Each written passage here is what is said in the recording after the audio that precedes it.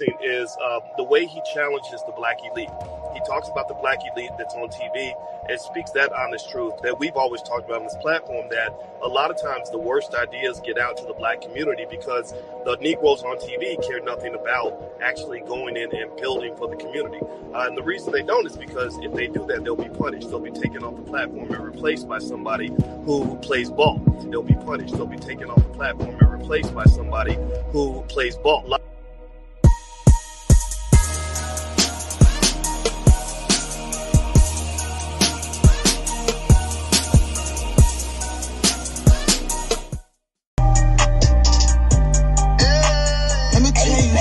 We about to go stupid, stupid, stupid, stupid. We about to go stupid, stupid, stupid, stupid. We about to go stupid, stupid, stupid, stupid.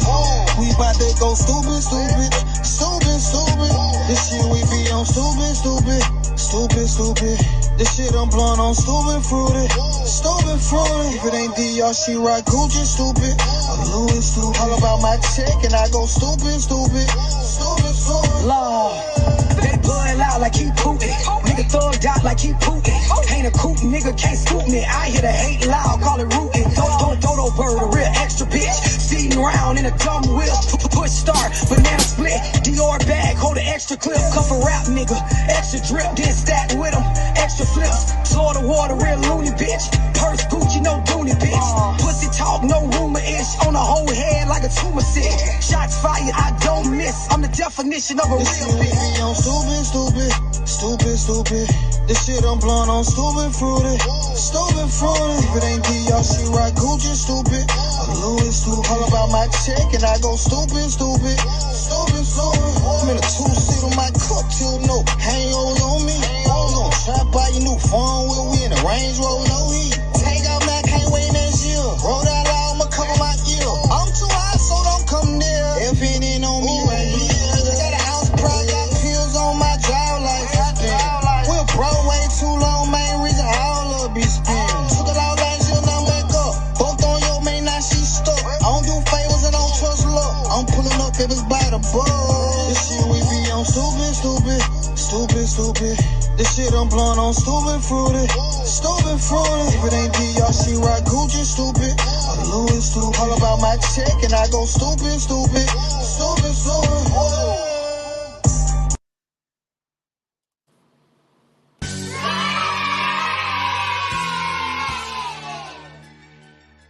Salute, salute. Welcome to the Righteous Fair. Keep in mind, we don't cater to any groups, gangs, communities, religions, your feelings, or your emotions. We're going to cater to the truth. We're going to cater to common sense. And we is not going to complicate it, yo. So how y'all feeling, my guys? Salute to my good breads, my fellas. Salute to my sisters with sense. How y'all feeling, y'all? It's Friday. Don't forget, don't spend all your monies up. Don't spend all your monies up, y'all. Speaking about monies, let's pay some bills, y'all. Salute to my brother Charles Blue. You know what I mean? Chuck-a-luck. Salute. New York, stand up. He gotta be from New York. Chuck-a-luck, that's an old game. That's an old table game. One of the fair ones, too. One of the fair ones where you can actually win some money. And salute to my guy, Edward E. Rankin III. Salute, brother. Much love and appreciation to all of those that cash out. Again, remember, when you cash out me during the show, I can't read it during that particular show, but I will definitely mention it in the next show. All right, guys? So let's get straight on into it. We're going to talk about it today. We talk about it all the time, y'all. Because that's what we need to focus on. We need more focus on that. Single mothers raise single mothers. So if you want to know, if you are one of the vetting skills, one of the easiest vetting skills a man can have is if you want to know the girl you're dealing with, look no further than her mama. You know what I mean? You look no further than her mama, and that's going to go with mentality. That's also going to go with how she aged. A lot of things. You will see her mama in your girl. You just cannot be afraid to look for those things, you know what I mean? And when you see what you see, you can't bypass it because you like her or you have the younger version. All right? Guys, understand what happens in this house stays in this house. That was the biggest piece of shit I ever heard. That was the biggest piece of shit you was ever told, bro. What happens in this house stays in this house. And 9 times out of 10, you heard that from a woman. You heard that secrecy. You heard that code of secrecy from your auntie, your grandmother, or your mother.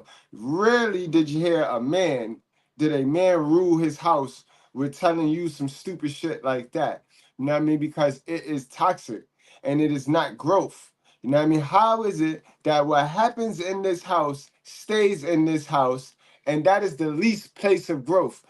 Very little growth go on in this house, but it got to stay in this house.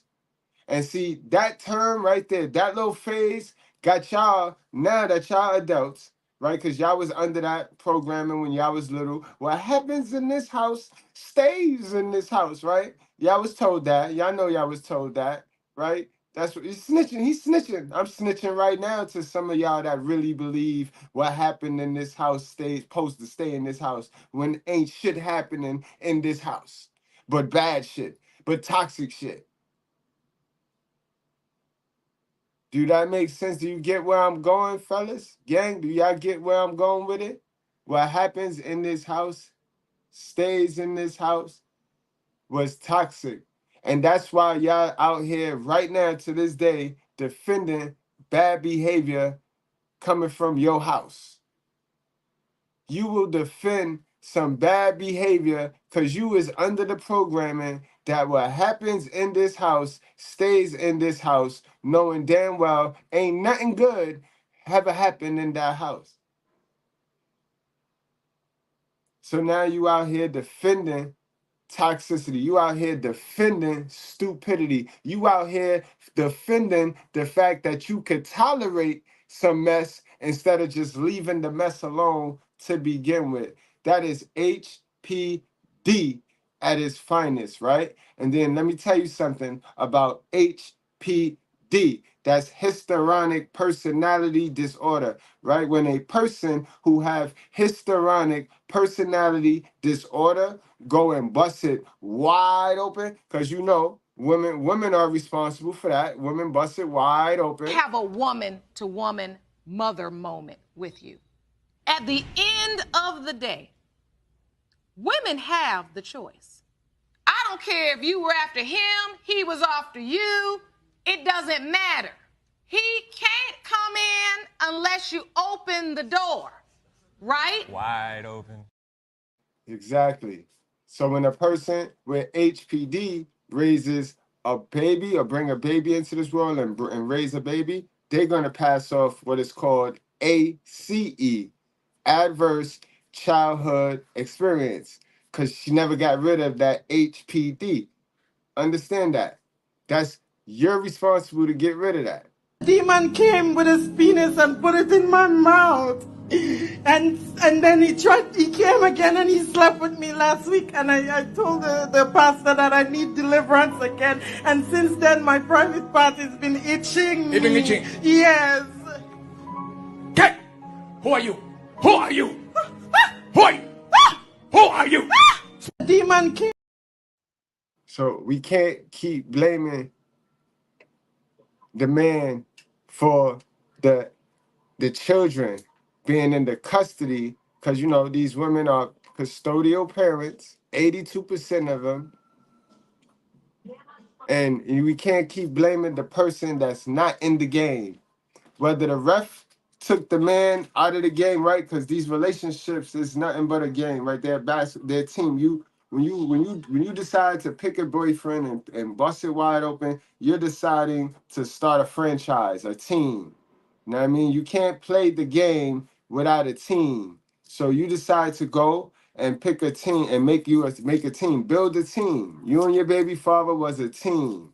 Now, regardless if y'all no longer a team or not, the game goes on, right? So you decided, whether you decided or whether the ref took him out of the game, whether he got injured and took himself out of the game, ma'am, custodial mothers, y'all still in the game that y'all decided to participate in. Because when you have, you know what I mean, unprotected, you know, you are saying, I don't mind starting a game. Now you're in the game, ma'am. Let's say this game is basketball. You're on the court, ma'am, and you got to score some points, ma'am, or you're gonna lose the game. Now, you set out to have a teammate, but however, whatever happens, you're in this game, right? So the fact that you're getting kicked around in this game and they're dunking on you, they're shooting 3-pointers on you, man. You're shooting air balls, man. You cannot then go blame the person that's not in the game. Let's stop playing dumb. Because if you get an MVP award, if you get any award while you in this game, right? When you're in this game and you make a shot, right? You make 2 points, you be happy, right? You be, yeah, I don't need no man. Even though you're down by 55 points. When you make a shot, when you make a 3-pointer, when you make a highlight, a slam dunk in this game by yourself, you be feeling liberated, right? So when you getting kicked around, when you getting dunked on, when you getting splurged and, you know what I mean, you in the highlights for the wrong reasons, you don't get to blame your partner who is not in the game, all right? You're in the game, and either y'all going to start to win this game, or you just going to forfeit. Just forfeit it and admit it. But right now, y'all have gotten into the habit of trying to blame the fathers who y'all picked to build this team with, who no longer is in this game. Whether the ref took them out or you took them out, you're in this game, man. You're getting the blame for this loss. You're going to wear this L by yourself, man. Yeah. All right, let's get into today's lesson, gang. Share this live, y'all. Make sure y'all hit that like button.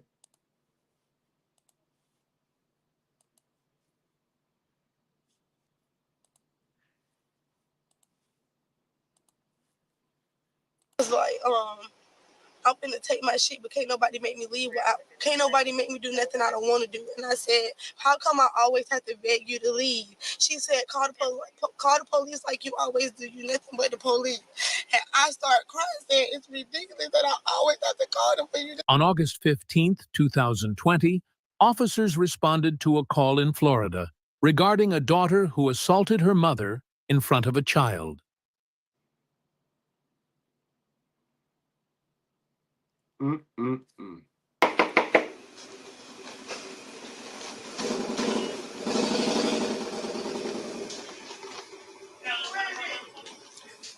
This is Officer Villasenor.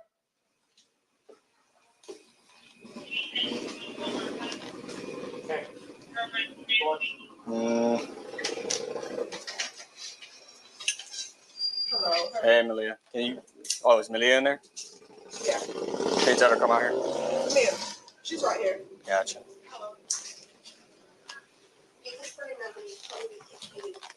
Can you come outside?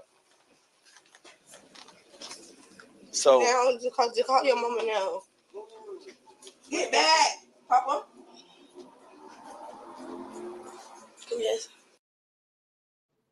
Okay, so this is the daughter, guys. One of these old funny shaped, Donkey Kong shaped chicks, all tatted up. So you already know, you see she got the piercings already up in there. So you could just assume her upbringing wasn't the best. She's not raised off those sacred writings. It's safe to say she's not raised off them sacred writings. It's safe to say that. You know what I mean? Remember, we judge books by its cover. It is what it is. It is what it is. Netflix make a whole lot of money with them covers to the movies, right? You wouldn't click into the movie if the cover didn't sell on you, right? So we judge books by its covers. You can see the toxic screaming all off of her. This the daughter. So I need you to be honest. What happened when you and your mom? We just got in an argument. We always argue. Right. Okay, but there's nothing else that you need to tell me that happened. Because if there's something, I'm hearing something else. That's why I want you to be honest with me. I'm asking you now. That's my mom, and nothing else happened. Go ahead. That's her? Okay. All right. Appreciate you. Yep, bye. Okay, because your mom's at the hospital and she was stabbed. So you don't remember none of this ever happening?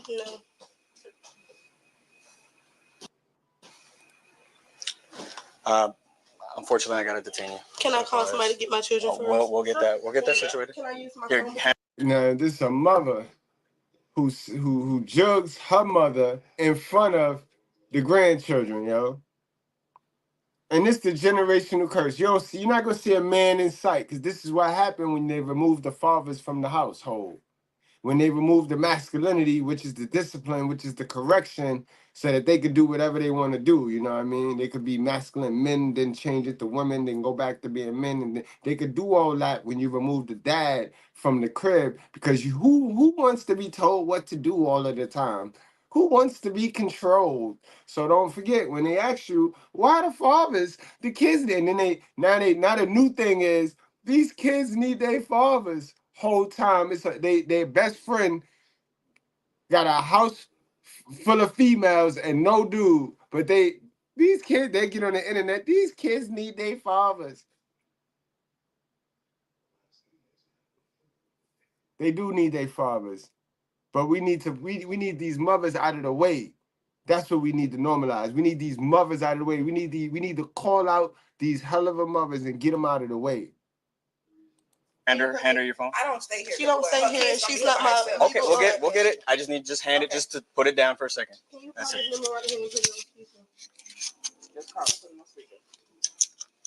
Put both your hands on it. Now look how they always got a straggler. She don't stay there, but she lived there. Right? She don't stay there, but she lived there. And this is why they get in social media and they be flexing on the homeless men, right? Because our numbers got to get documented. Our numbers is documented. But you see, this is a homeless girl right here. Shorty with the red Nike shirt, she homeless, y'all. Yeah. She homeless. She just got somebody that'll take her in. Men don't get people that'll take them in. We can't sleep on too many people's couch, especially if we ain't slinging no ding-a-ling. If you know what I mean, if we ain't slinging ding-a-ling, we can't just sleep on somebody's couch until we get our shit together. It don't work like that, bro. These chicks be homeless as hell, and if they had to check in, their numbers would be just as high as the men. We raised by the same person. What the hell did their mother give? What information did their mother give them that wasn't given to us? We all under their programming. What happened in this house? Stay in this house. So what happened? And I asked you the first time if you would have been awesome. Hello. Didi, hurry up and get here. I'm in handcuffs and my kids are today.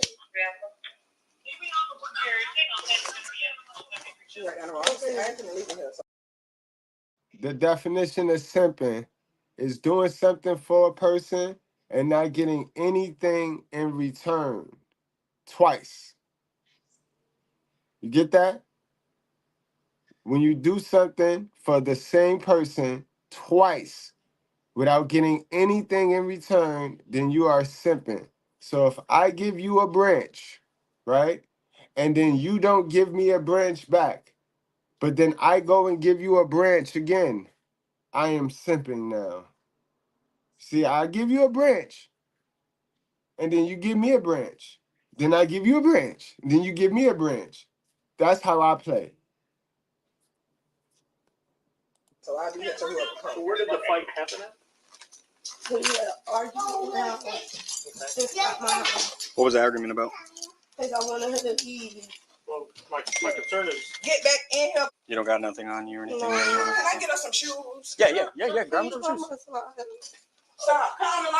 Wait, so your mother lives with you? You wanted your mother to leave. So, wow, this is getting interesting. Who's coming to see the kids?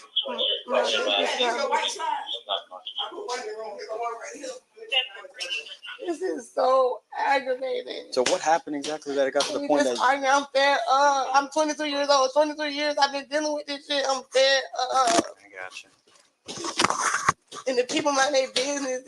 It's just so aggravating. Can I get my shoes, please? Yeah. I'm gonna read you something, okay? These are your Miranda warning. And after you read me them, I don't have nothing else to say. Oh, well, all right. I'm just gonna read them to you, and you advise otherwise afterwards. You have the right to remain silent. Anything you say can and will be used against you in the court of law. You have the right to talk to a lawyer and have him present with you while you're being questioned. If you cannot afford to hire a lawyer, one will be appointed and represent you before any questioning if you wish. You can decide at any time. I need you to listen, okay? Put it to my ear. You can decide at any time. Hold on. Let me finish this and then you can decide at any time to execute these rights and not answer any questions or make any statements. Do you understand each of these rights that I've explained to you? Yes. Okay. With these rights in mind, do you wish to talk to us now? Put it to my ear. I need you to say yes or no. No. Hello. Can you Attention retirees, if you're willing to be at your computer from 9 a.m. to 10:45. come get them? Get over there. It's my fault. I'll fall downstairs.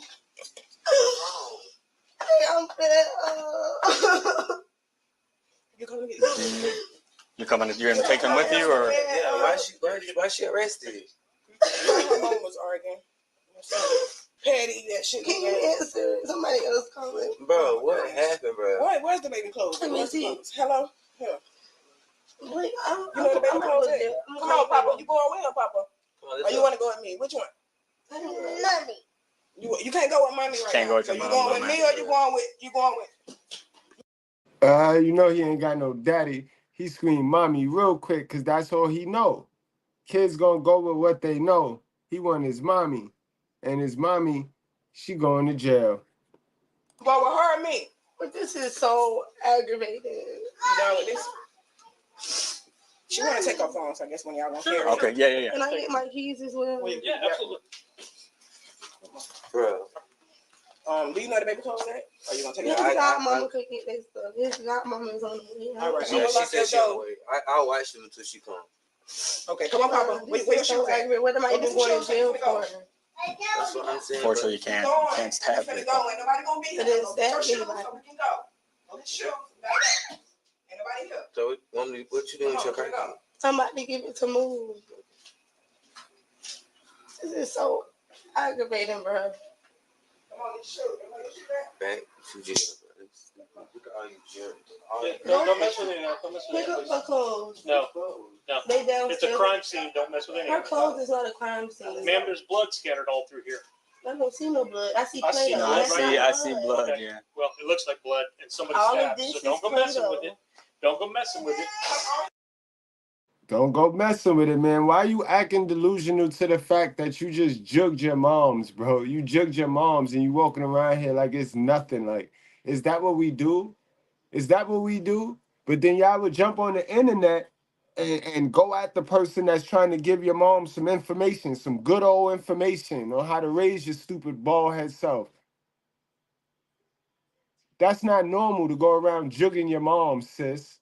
Now, I know I talk a whole lot of shit about hell of a mothers, but they don't deserve to get jugged. They just deserve to get told the truth once in their lifetime. But not jugged. Like this is not normal. Tamika, what's going on, cuzzo? I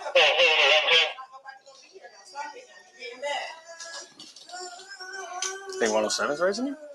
Was it? Yeah, 107 and 110. Okay, good. Can you make a report? Can you make a report? You give me a call when you're in. Stating what you saw.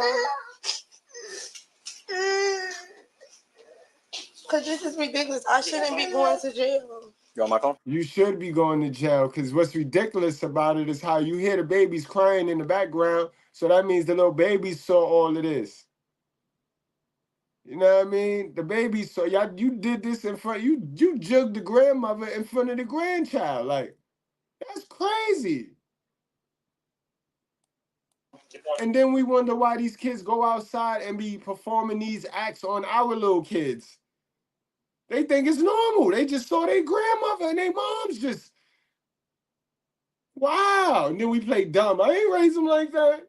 I ain't raised, because men be going to jail. I bet you they little boys too watching this. I bet you they little boys watching two bald head roaches just sit there and act a fool.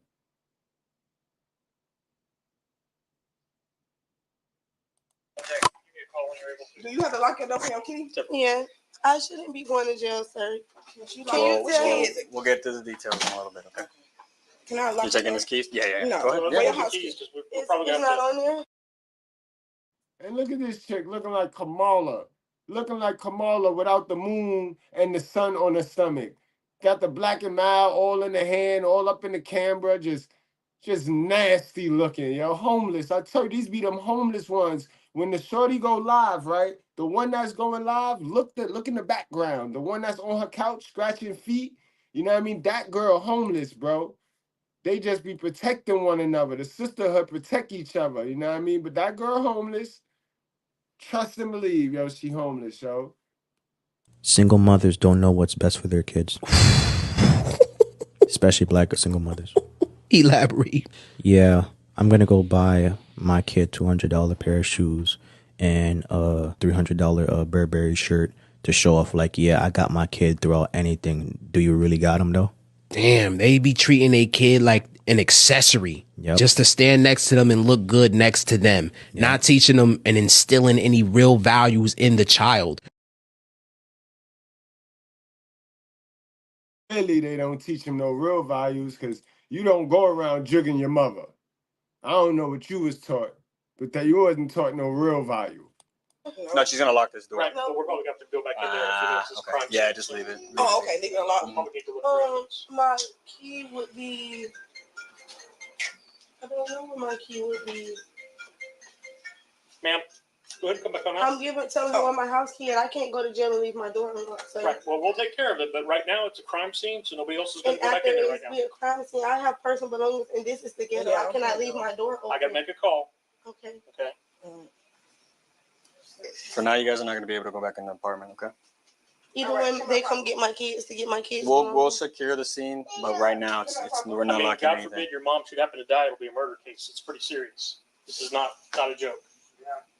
Exactly, dummy. She's sitting there. She don't care. She don't care. They don't care about life. I told you, these people, they walk around here like they're alive, but they not alive, bro. So they really on a homie mission.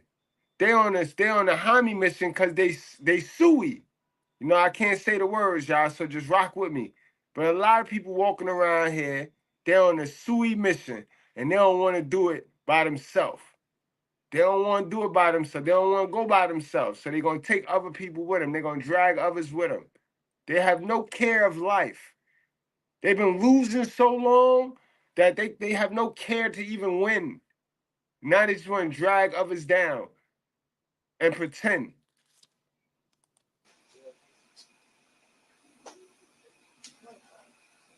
Diamond out the door. You mind securing it? I'm going to put her in the car. Yeah. Here, come on. Hey, come on. This is so aggravating. Y'all do not know what the fuck really Well, we're going to get to the, that's what I'm saying. We're going to get to the bottom of it, and you got to explain. That's why I asked you the first place. But it's so frustrating because I didn't even have to go through this. I got you.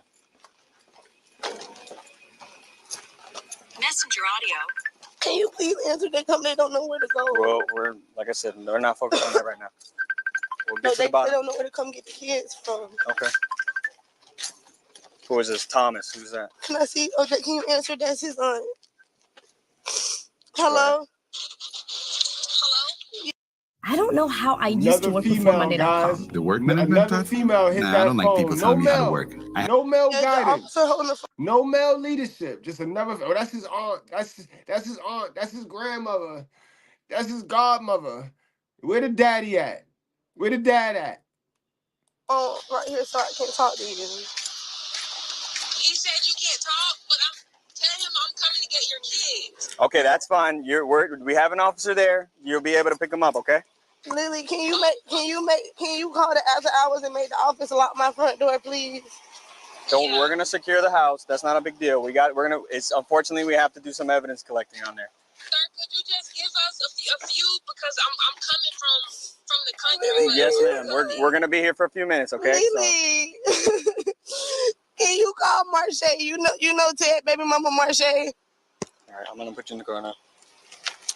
My other daughter was finna. Not Ted, but Ted baby mama.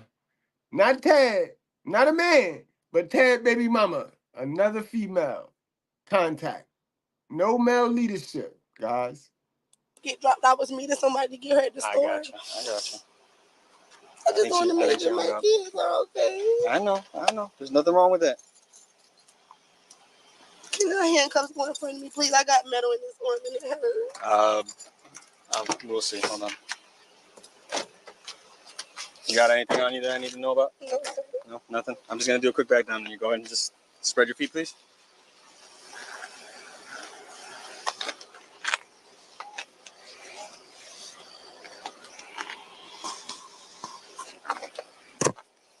Can you get this hair tomorrow?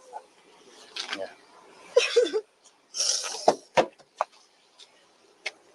Okay, go ahead and have a seat. Do you think you could do one more thing for me? Depends. What is it? I have a 2-year-old daughter. My friend was getting her hair braided for me. She don't know. I was finna meet her at a store to get my Battery low. exit because they're coming from Wildwood. Mm-hmm. She's probably wondering where I'm at. I just want to let her know where to get my daughter from. Her aunt. Okay. Does your friend or who is that? The other woman that's with you? That's just my aunt. She's not even my real aunt. She's my mom's friend. Okay. So besides some type of mother friend, so your mother friend sat there and watched you. Wow. Yo, Cuzzo, do you see this, Cuzzo? Now, we were raised on some hell of a shit, but not this hell of a, like, I don't see Shelly Shell sitting there parting with us as we jug our moms, though, as we jug our twin mother. Because, yeah, those that don't know Tamika, eat with Tamika in the chat.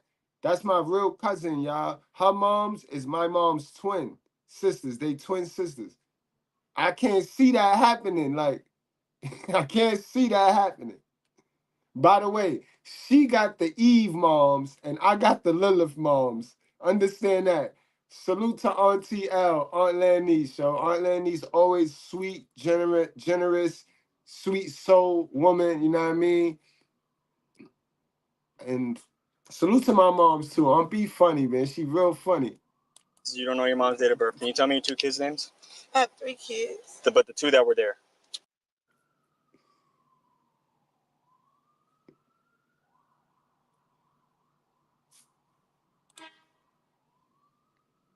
Incredible, yo. Incredible.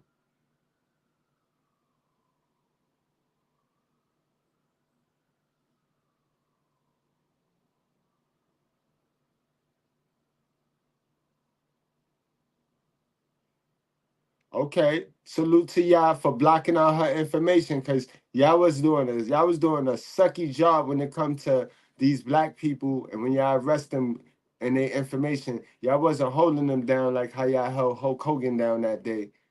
You know what I mean? This is how y'all did Hulk Hogan. I can't even think right now. Aiden's birthday is March. Words. And that's not me muting it, y'all. That's them handling they handle. Wait, I can't think right now. So, do you want to talk to me, or are you not going to talk to me? But if you're not going to talk to me, then I'm gonna close the door and we're done. But I don't understand why I'm going to jail. I just want to understand what the situation was that led up to you. My purpose is, okay, my mom stays with me on and off because she can't get her shit together, and she's one of those parents she just do the most. I can't deal with her drug habit. Tell it, because they be over here caping. What about the man? The man, the fathers, the deadbeats, the this, the that. Tell it, sis, tell it. I just can't deal with it. She's a different person when she's on that stuff, and I just can't take it no more. So she finally got a house, and her lights are on. She has a house. Why are you still here? But I do hair occasionally to make money. Right. So I cleaned my house, and then I just went to the Bell's Bumping to sign my papers, and I came back. Mm-hmm. She needed to use my car to go get, her house stuff situated. So when I came back, it's cigarettes on the floor. Her company, my aunt was in there. So wait, where were you at? I had left. She was at the house already? No, my mom was here. She was already here. She feel entitled to your success, man. She didn't do a thing. You had to go get all that information on your own. How to hustle, how to flip, how to go from 0 to 100. You did that all on your own while battling ACE, adverse childhood experiences, and you did it. Salute to you, sister, but you let the leech back in your life. You let the leech back because that's your mother. What happened in this house stays in this house. Man, once you get out of that house, don't look back. Don't look back. And don't invite nothing that was in that house in your new house. You know how that works? Because they're going to bring that old spirit. Because those folks in that old house don't grow. They don't do no growing. They do very little growing. So why bring that weed over here into your new soil and start fucking up your tree vines? And no. I feel bad for her now, y'all. I feel bad for her. You still shouldn't have jugged your mother, though, sis. You should have called the police. Y'all got to stop being gangster. Y'all got to stop taking this gangster boo role in front of your kids, y'all. Me, y'all, look at me. I'm your big bro. I be proud to call the cops, especially in front of the kids, to give my kids that experience of seeing me pick the phone up and like do do do do, so that they learn how to do do do do do and avoid the avoidance. Boy, you got to stop with this. I'm gangster, bro. You gonna get your kids hurt. You gonna get your kids hurt because like, let's say you are gangster, right? You're teaching this to your kid who might not be gangster. And they're going to do that because that's what they saw. And you're going to get a phone call. You're going to get a phone call. Here with the kids, and I had to. So she was watching the kids for like 10 minutes. I ran right there when bell was bumming and came back because I had to do an R&R and for failure to appear. So I had went up there because I had got an email saying I had to report there. But then it comes to find out I really didn't have to report there. So when I got here, I'm like, Mom, I cleaned up the house before I left because it's a lady and her daughter coming here. I'm going to do their hair for them. And, you know, I don't want people to like my house is dirty. You know how it is when you have company. So she's like, oh, well, they're not going to be here right away. I'll clean up later. So I was like, can you just please get the blankets and stuff and fix the couch? I'm not saying you have to get out the living room, but can you get the stuff up? And she was like, I'll get it up when I'm ready. And I was like, Mom, sure enough, you my mama, but this is my house. I'm grown. You have to respect my house rules. I don't. You told her that? Yeah, I was like, I don't want the blankets and stuff in the living room and ashtrays and stuff when people come here because, you know, people gossip and I don't want that. So she got mad and flipped the covers and stuff over. And I said, can you just get out my house? I don't want to deal with that. So she grabbed a basket and she was taking her stuff in the hallway. She took like 2 baskets in the hallway and she was like, I'm finna take my shit, but can't nobody make me leave. Can't nobody make me do nothing I don't want to do. And I said, how come I always have to beg you to leave? She said, call the police like you always do. You nothing but the police. And I started crying, saying it's ridiculous that I always have to call them for you to leave. So my auntie was like, don't call the police on your mama, me, and y'all always get the police involved. So when I called that lady, yo, you see that lady? That's him. Now that sound like your mama friend, though. That sound like your mama friend. That sound like some shit she would tell you, yo. And this is crazy. I tell you, it'd be the slave. She tried to turn your crib into her crib and then treat you like you a slave of her crib. Cause that's what she used to. That's all she know. That's all a lot of y'all mothers know is how to control. Not how to work with you, control you, and then get mad when you don't go. when I could reach my phone to call the police, I said it on Taylor.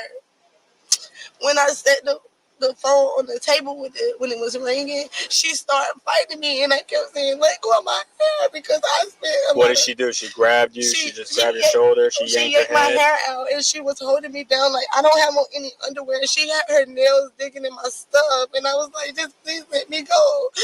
And I was raised like. And that's jealousy. That's mama jealousy taking it out on the daughter. She that's why she don't want no kids. She don't want this girl to duplicate anything and make her look like shit. You know what I mean? She gonna ruin her. She already knows she ruined her life. Now the grandmother job is to ruin the grandkids' life. and keep the generational curse going. Remember, the fathers who get kicked out of the picture is responsible for the generational wealth. The mothers who don't ever go see about themselves is responsible for the generational curse. That's why when you hear about this, you always hear the mother being jealous of the daughter and doing all this F shit to the daughter, and here you go. But we won't get on the social media and the internet and lie and eat crab legs, because what happens in this house stays in this house. When ain't nothing happened in the house but this. This is what happened in the house, guys. This is why they wanted it to stay in the cat litter, in the cat box. Speak, sister. Let it out. Repent. That's all you repent. You still going to jail, but let it out, sis. You never put your hands on your parents, no matter the situation. So it happens all the time, and I never hit her back because I know that I'm not supposed to hit my mom. How did she get that injury? She was beating me. It was a knife in the hallway that she used to unlock the bathroom door, and she had my head. And I said, "Please let me go." And she knocked my baby. My auntie would tell you she knocked my baby really hard on the ground. I said, "And my baby," and she started kicking me. And she said, "I will kill you right now if it wasn't for my grandkids in here." And I was trying to get her off of me, and I grabbed it and reached around her. I didn't mean to hurt my mom, but I don't want to keep beating. What did you? So while your head was? It was like in the hallway. She was banging me, and she had like my hand. She was banging it. When she got on her feet, she was kicking me, and she said, "If it wasn't for my fucking grandkids, I would kill you." I believe her. I believe her. I believe her. I didn't know what else to do. My babies was crying. They never saw nothing. I believe her. She your mother sounds just like one of them bald head old roaches, them old ones too, that be in my community tab in my comments thinking that they can control me, thinking that I got to respect them by default. I know exactly how that look. I know exactly. Oh man, go ahead, preach it, sister, preach it. Like my babies love their grandma, and my baby kept saying, "Get off of my mommy, get off of my mommy." What kind of knife was it? Do you know? I don't know. Where was the knife located at? It was in the hallway because she recently used it this morning to unlock the bathroom door because the kids always lock it. So she uses it to like unlock the door? And she left it in the hallway, and I just grabbed it, and I didn't mean to. When she just keep taking advantage of me, he could tell you every day. When I just turned myself into jail, I said, I had called my aunt screaming and crying because my mom stole my money. And I said, "Why would you take my money? I have no job. I have to do what I can do to get money, and this is I have to pay my car note and stuff." I told her, "And here's the money this time." And then they say, and look, hold on, because right, they say they don't like this clip I'm about to play. Because when I play this clip, they lie and say that it's the men that damaged the women. Do it look like a man damaged this girl right here? Honestly, y'all. Honestly. Because I know the feeling is mutual, too. For those of you that don't like me, understand. I don't like you either. But let's be honest. Let's be real here, right? Did a man damage this girl? Did a man damage this girl, right? Her first relationship with a man, he damaged her? Or was she damaged before she got to that man, her first relationship? Was this girl in any great headspace to make a decision to bring a baby? She has multiple, but was she ever in any great headspace to make a decision to bring a baby into this world and think that was a great idea, guys? I mean, and is that the doing of a man? I'm just like, let's be real, cause like that shit be looking stupid. It be looking crazy, yo. Like the arguments and the feelings and wanting to believe how you feel when your feelings ain't the facts and the facts is right here in your face. Like, let's be real. Let's be real for once. Older men that are true, established alpha men, okay, they avoid older women because older women are broken. You have lived through too much, you have seen too much, you have experienced too much. you have been exposed to too much trauma that you carry those scars with you. You are a lot harder to mold. So finding a younger woman, it's a lot easier for them to mold this woman into what they need, put her through. This is why you see some men, some older men would get divorced and they would marry a younger woman. And now he's going to find somebody that he can actually hopefully have a happier life with, and he's not trying to make the same mistakes twice. And unless you are an older woman that is going to therapy, or for whatever reason you just happen to have God's gift where you just learn from your experiences and you know how to drop them and you don't carry those scars with you, you know how hard it is to deal with somebody that has past traumas and to have to work through them with them. So it's a lot easier for them to get a younger woman. Fellas, y'all be trying to build with women that suffer with HPD. You can't build nothing with no female that suffer from HPD, bro. And ladies, y'all know, sisters with sense, y'all know it's not just the men, it's not just the women, but y'all the ones that carry the babies. Y'all the ones that raise these kids. Y'all are the custodial parents. You know a lot of trauma, right? A lot of trauma accumulate before the baby even step foot, before the baby even gets slapped on the butt and start crying. They don't even slap the baby on the butt no more. These babies come out crying already because of the drama and the trauma that they face in the stomach. In the stomach. Your little mood swings and your little thoughts and your little evil, wicked strategies that you be concocting, that shit all comes up into the baby, bro. So let's stop it before the dad even run off on these babies, y'all. This is why it's important for the females, especially, to go get that HPD fixed. Get rid of that HPD before you decide to go bust it wide open and play dumb with another HPD man. So now you got two HPD DNAs mixing. Get rid of the HPD before you go and bust it wide open, ladies. Because now you're bringing these kids into the world and passing it off as ACE. Adverse childhood experiences. It's not good. It's not good. She gonna go damage somebody else because her mother is constantly damaging her. Hurt people hurt people. Let's stop trying to ignore it. And let's get it fixed. We all good, right? We all run around here and we want to do so good. So when are we going to do better? When are we going to go get to that information? When are we going to stop denying the right information? When are we going to stop disqualifying people because they don't look how we want them to look, but they got the information that we need? When are we going to stop being ignorant? We suffer for the lack of knowledge, yo. And you don't have the answer, Sway. You don't. You got to go get it, though. You can go get it. You can go get it. You can go get it.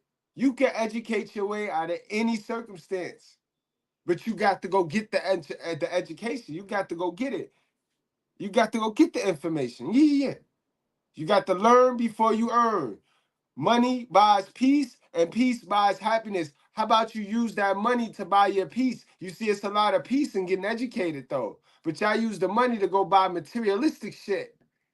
Y'all use the money to go feed your need for entertainment instead of educating yourself. The goal is to be successful, not liked. The goal is to be educated, not entertained. Remember that. It's some things, it's some choices and decisions that we're going to have to make. And we don't get to pick both. And we are a product. How we living and how we feel right now is a product of your choices and your decisions. Now, if you let somebody else, like a man, or your mother, your girlfriend, your baby mother, make these choices and decisions for you, you're dumb. And you still get to deal with the consequences. You still got to deal with the consequences. Let's get educated. We could drop off the live because you're dumb. We can do all that. But without education, there is no peace. Understand that.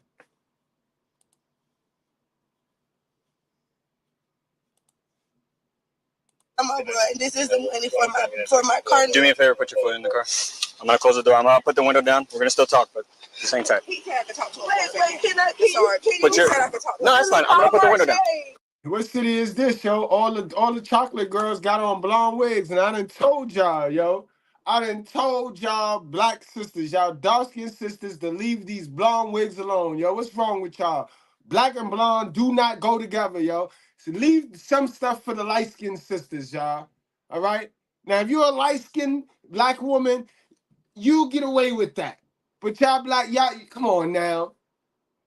Where this other one come from, yo? It's just no men, no male leadership in the hood. I want you to see this. This is no masculinity in the hood. No real masculinity. This is all you see when you come to the hood.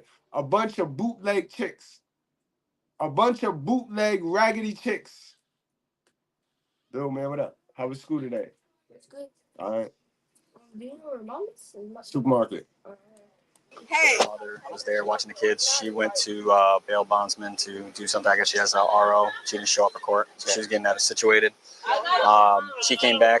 She saw mom had the living room all dirty. She didn't like that. She confronted her. Hey, do me a favor. Don't reach in the car. Down so y'all can talk as long as y'all don't reach in. Okay. Mom was there. She had a dirty house, so she got upset. She said, "Why you gotta do that? This is my place. You know, I'm grown. Keep this clean." Mom got upset, said, "You're not gonna talk to me like that." She said, "Oh, then you gotta go." And she said, so mom started collecting her stuff, but then she was telling her, "I'm going to. You ain't gonna tell me what to do. You don't gotta tell me to leave this house like that." Mom grabbed her by the hair, started finding where her had her in the headlock. I guess it transitioned into the hallway. There was a knife that mom uses to unlock. I guess the kids, they lock themselves in the bathroom, so they leave a knife there so they can unlock the door. And while she was getting headlocked and she was hitting her, she grabbed the knife to retaliate, and that's when she stabbed her mom. I don't like disappointing my sister. Like, this part of me, my mama got going on. I take care of my sister. I just don't want my sister on me, bread and me to be mad that I hurt my mama. She also a child, and when I was her age, nobody couldn't tell me nothing about my mama. No, not how much wrong she did. I don't want to hurt my sister. That's my baby. Mia was arrested and taken into custody. She was charged with assault with a deadly weapon. Do you guys and gals feel like she was right or wrong in the situation?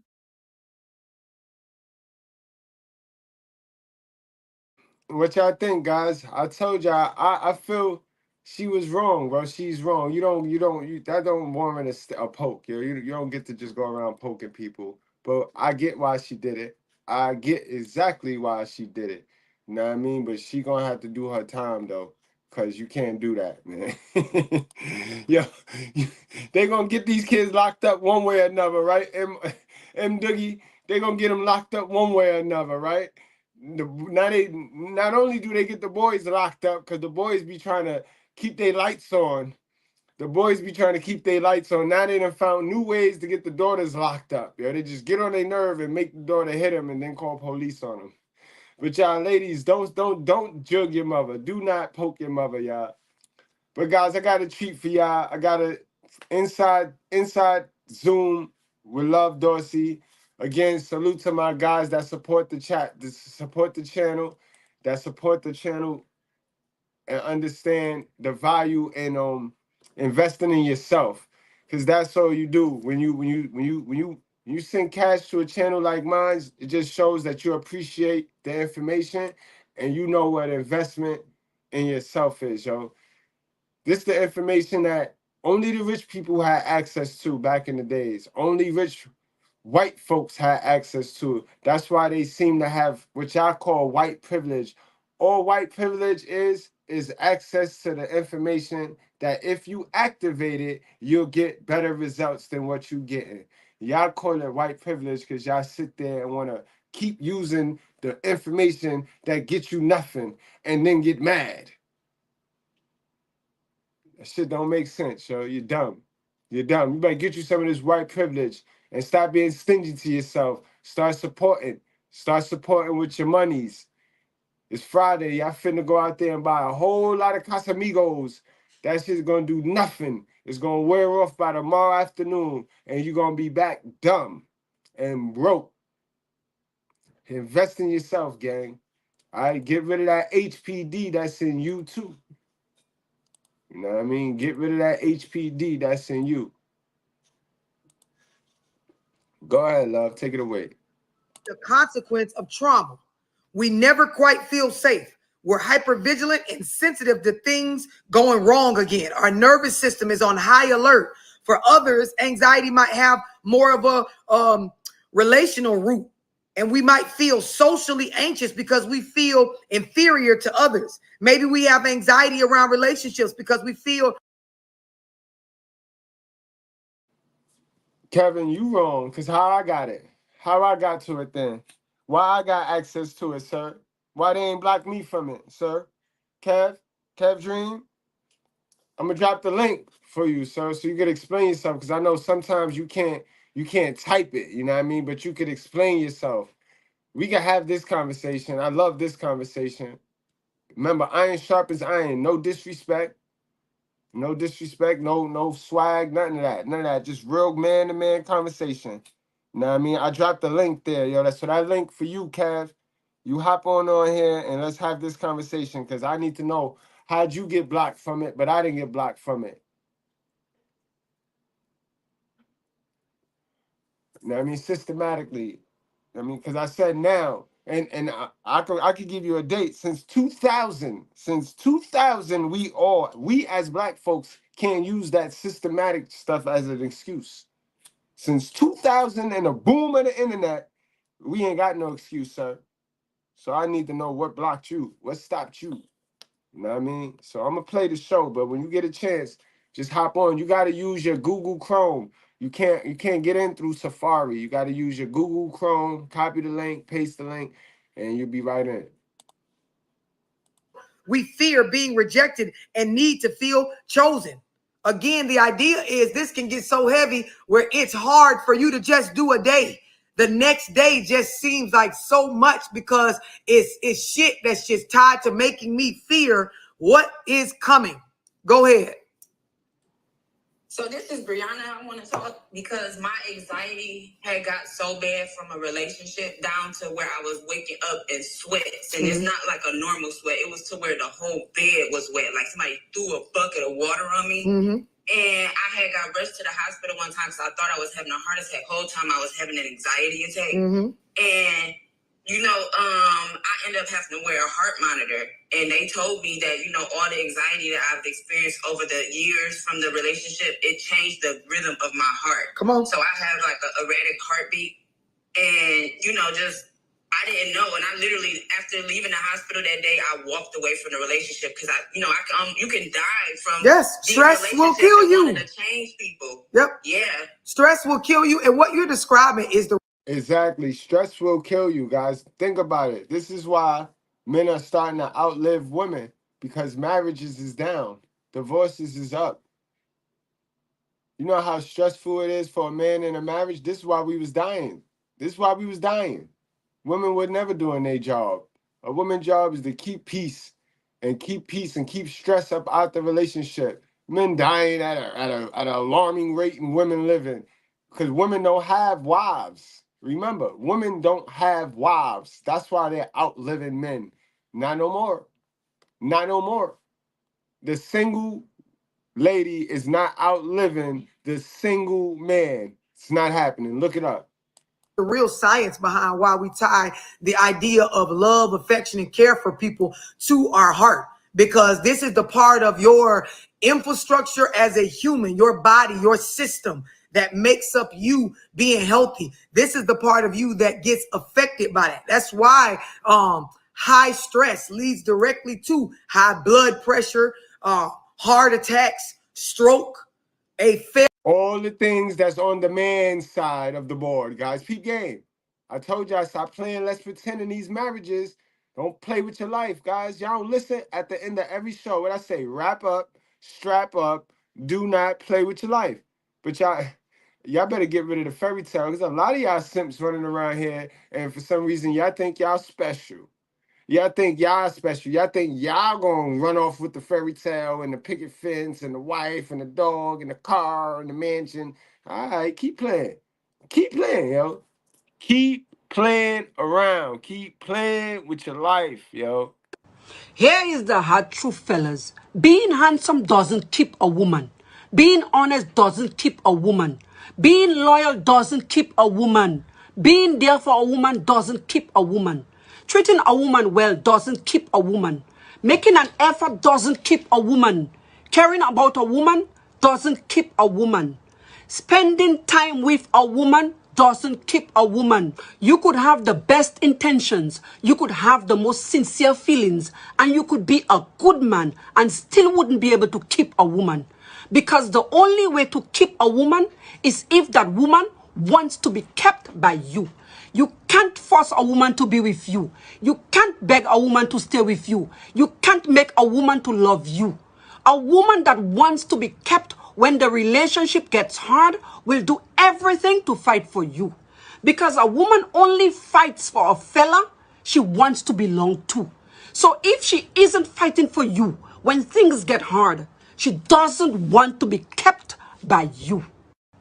So all this time, salute. We got a guest. We got a classmate today. We got our guy, Kev. Hold on. What's up? What's up? Kev?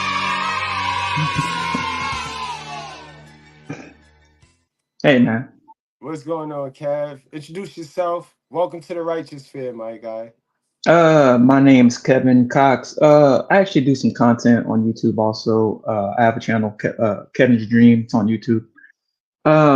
Look and listen, I don't really disagree with you that much on stuff like that. Like what I was saying was just on that particular point. You know what I mean? Okay, on the systemic blockage of blacks to access to generational wealth. And it's not absolute. I personally believe that they do turn the wheels of power in a way to block us from access to these things. And there are exceptions. If you're doing well, you know, I believe you that you're doing well. And I do okay too. Listen, I started some home businesses several times. Started during COVID, started again after I got a divorce, moved out here to LA, started another home business. So, but we are exceptions. This is not the norm in the Black community. And that is by a great grander design, you know, that it has the remnants of, you know, the slavery, the slavers, you know, trying to keep us as a second class citizen. Not saying that we can't make it, because I believe you, bro. Like, you know what I mean? I was just kind of giving you a little bit of pushback on that point. I get you, but, and that's the common pushback that you get. But we all know that in 2000, when we got this internet boom, we got, once you get access, if you got a phone, anybody, and a lot of us got iPhones. iPhones is very expensive.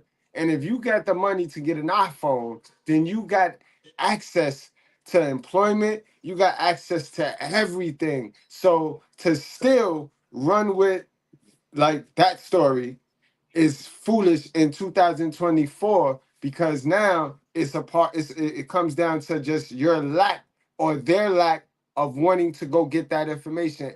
When you be complacent for so long, you just refuse to unhook.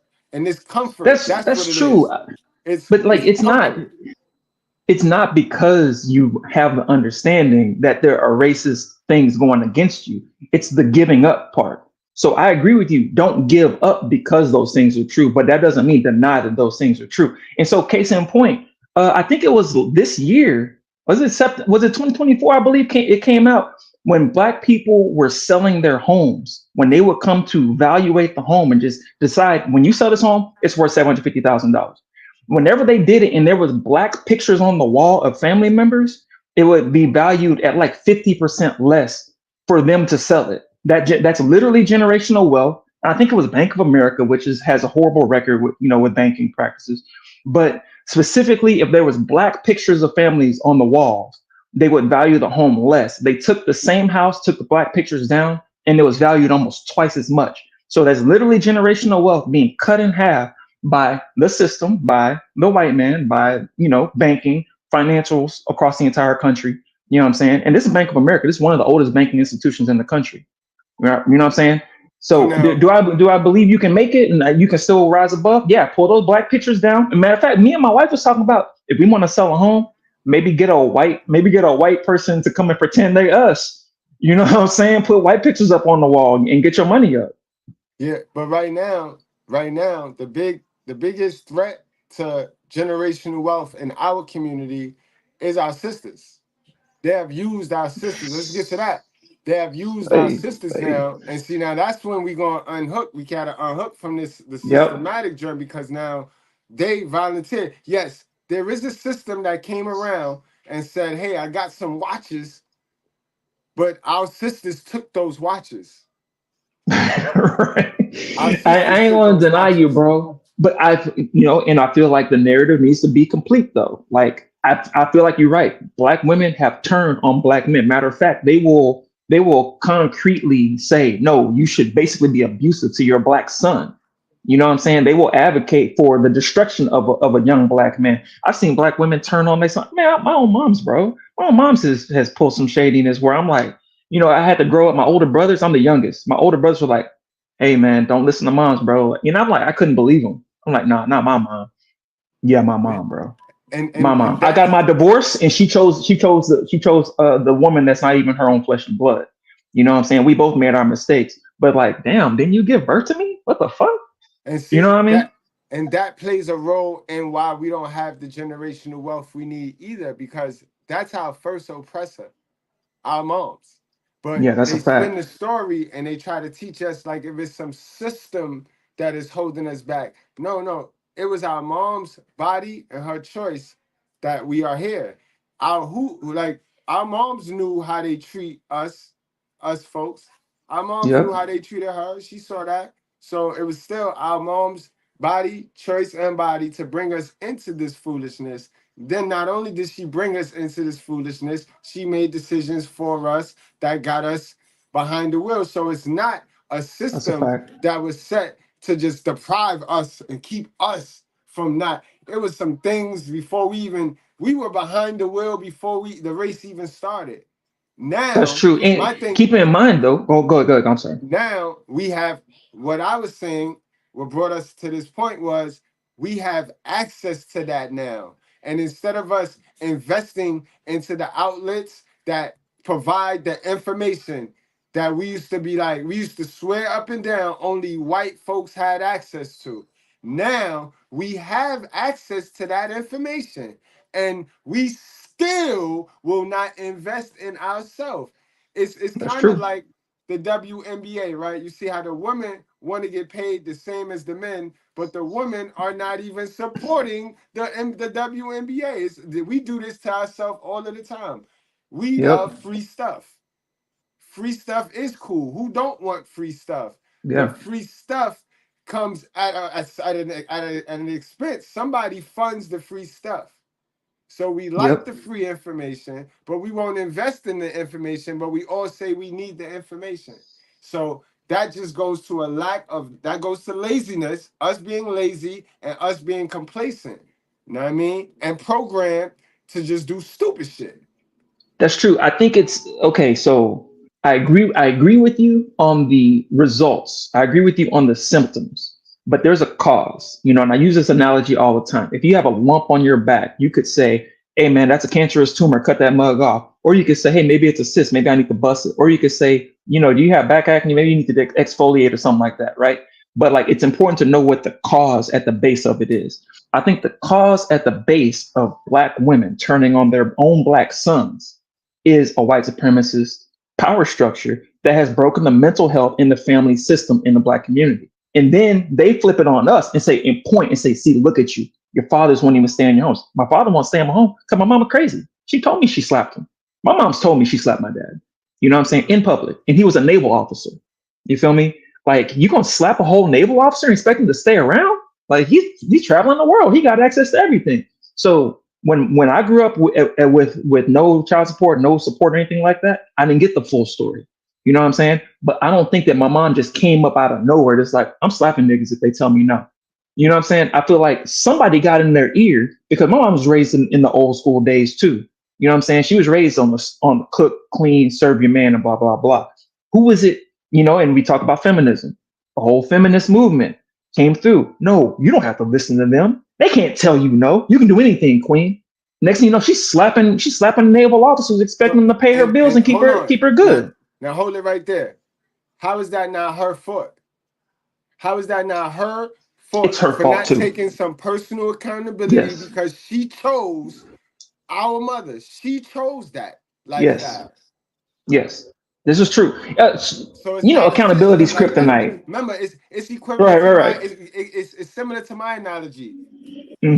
The white supremacy rolled around and said, "Hey, black women, our mother included, I got some watches. Do you want these watches?" And our black woman said, "Yeah, I'll get 4 and 5 of those. Let me get 4 and 5 of those." We can't keep blaming the man that came through with the watches. We got to Right. at some point be like, "Mama, why did you take the watch?" All right, mama, take the watch off. All right, mama, take the watch off. Throw the shit away and let's go back. But our mamas don't want to take the watch off. Our mamas know this watch is wicked and they're going to walk Yeah. around with the watch. You know what I mean? Yep. They're going to It's still actually carry this watch chains. and they might cover it with a shirt, but they got the watch on. Yep. And it's not Yep. white Yep. supremacy.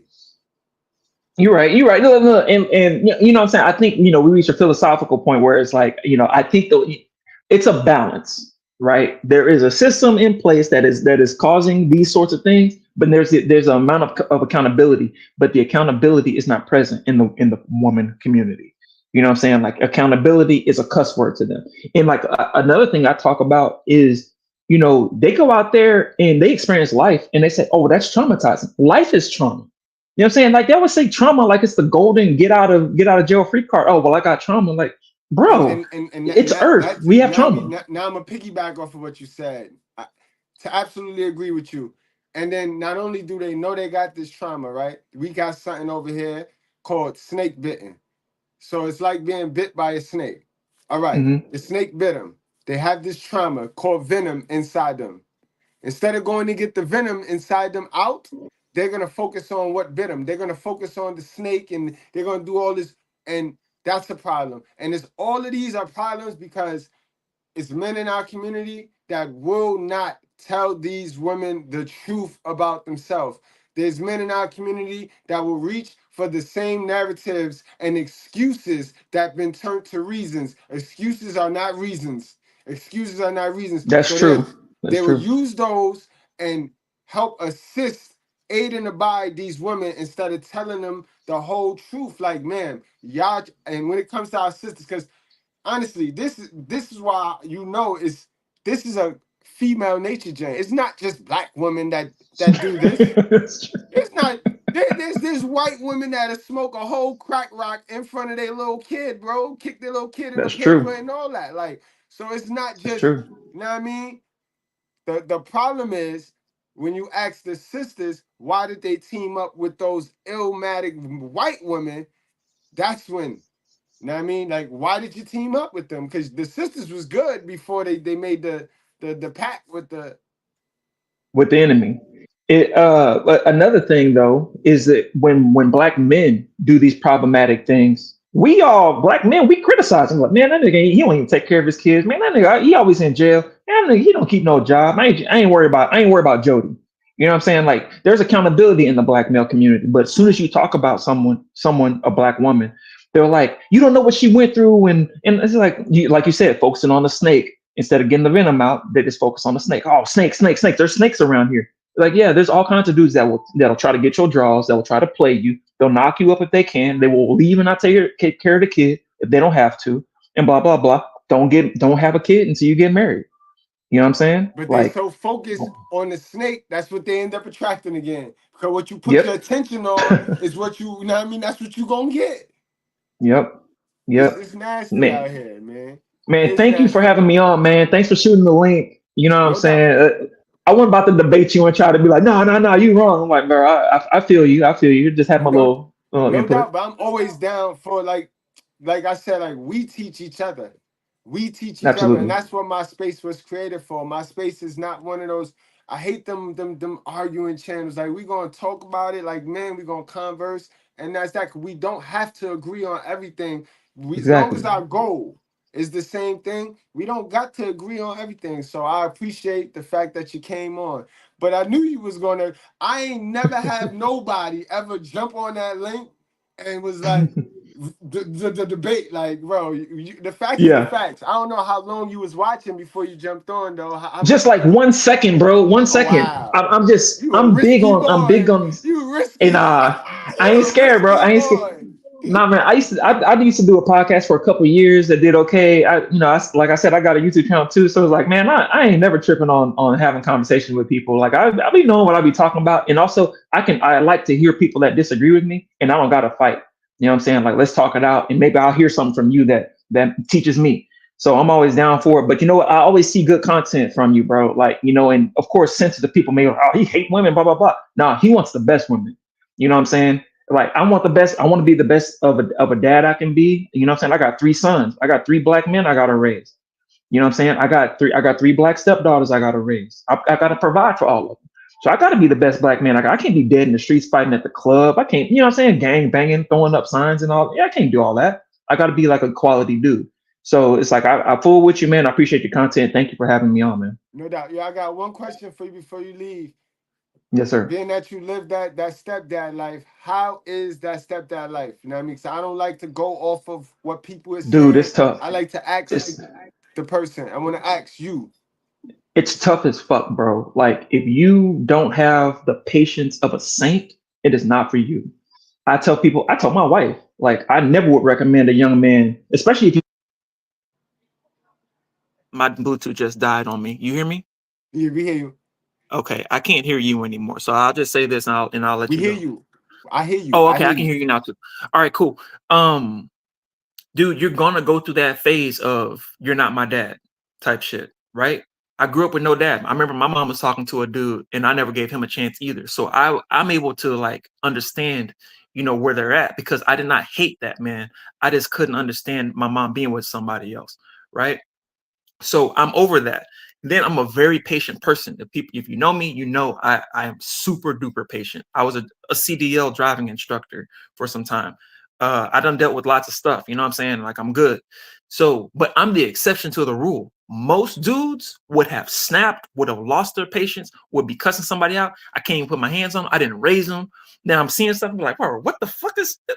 And then like, you got to give them the excuse. Look, they haven't been raised how I would raise them for the last 20 years.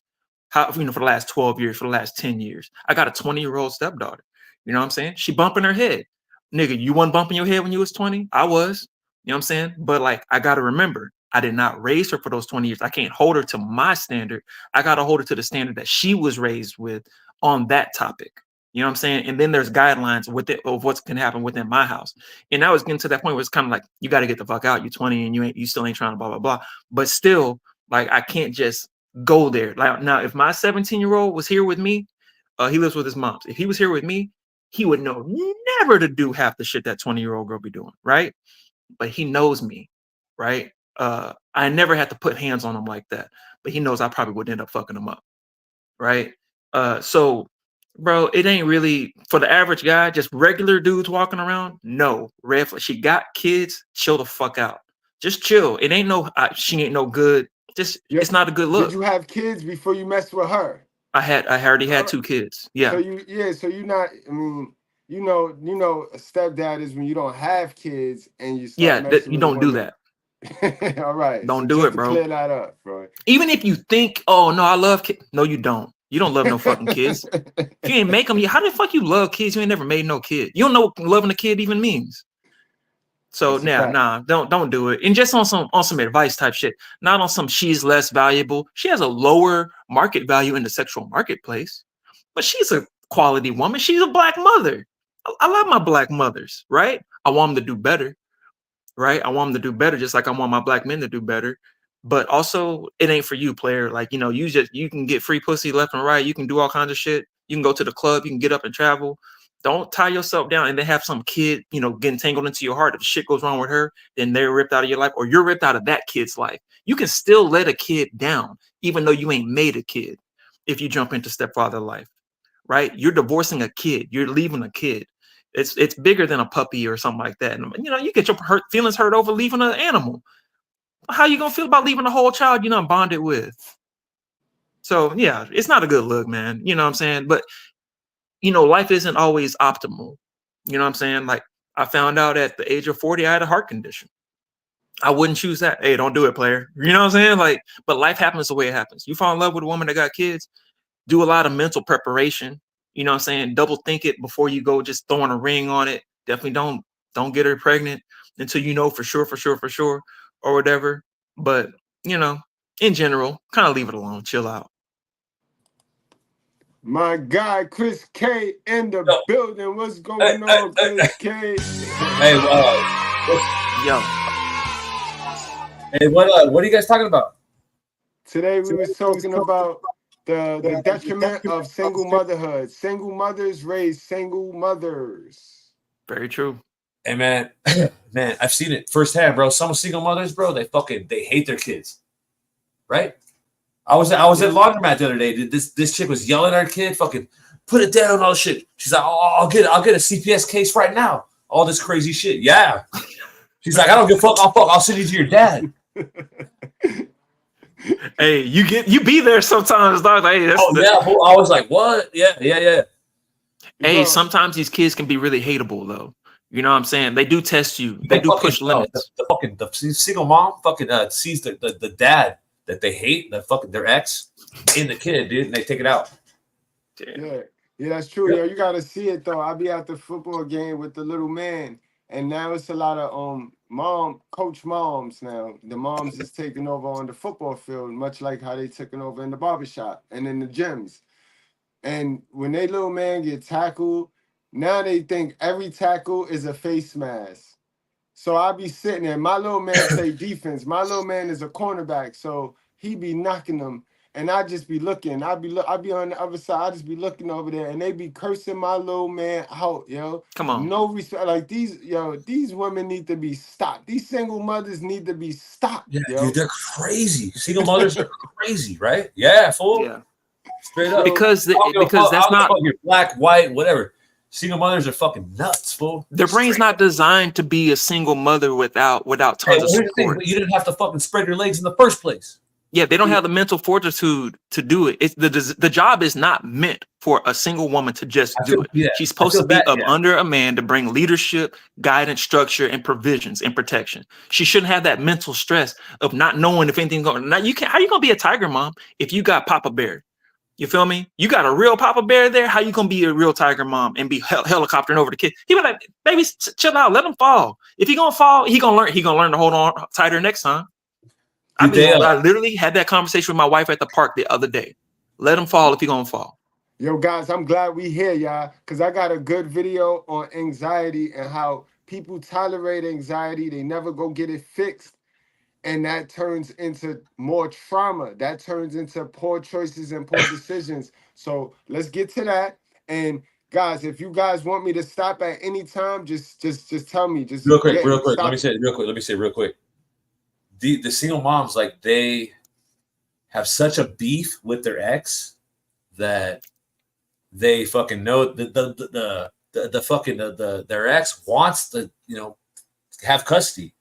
But they hate their ex so much that they fucking, watch the kid, but they don't like it.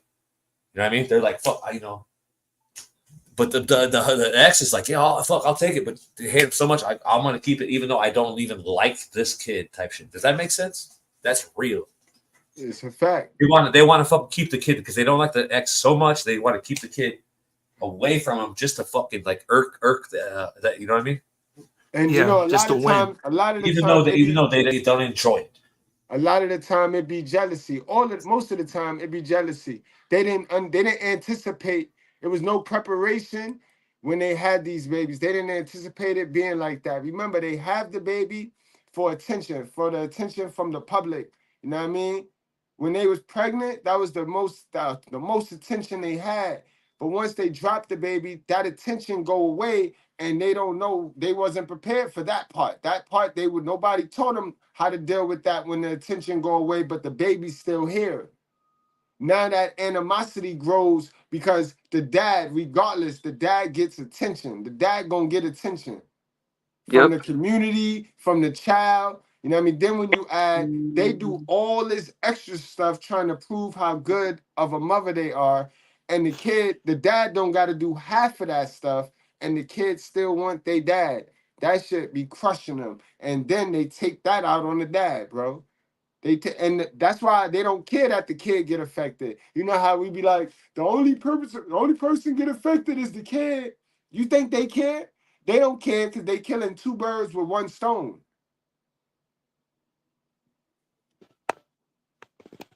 I'm with it. Failure or a glitch within your system. It says, or it might come from how we see ourselves. Perhaps you're anxious about exams or work because deep down you don't feel good enough. And this is why I'm always talking about environment. It is on you to set your life up, to set your environment up, supportive of you feeling good about being you. If your life is set up where there's a lot of people, places, and things that beat you down, right? For you being you, even if you're working on you, it's going to have you working against you. Does everybody understand what I'm saying? Yo, Cav, thanks for coming out. I know you got to drop off right now, but thank you, Thank you, and I man. appreciate you, man. All right. See you, brother. All right.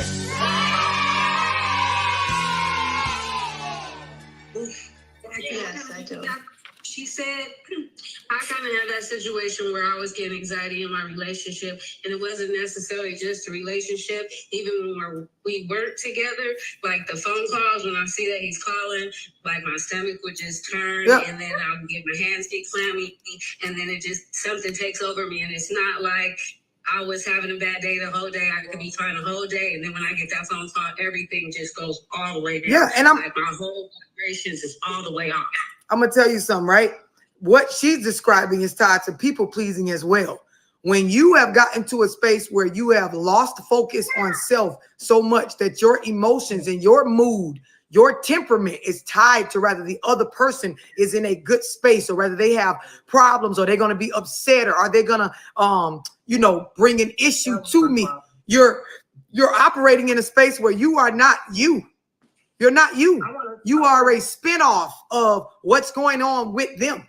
And we're doing this to ourselves. Like they are not to blame for what is happening to us.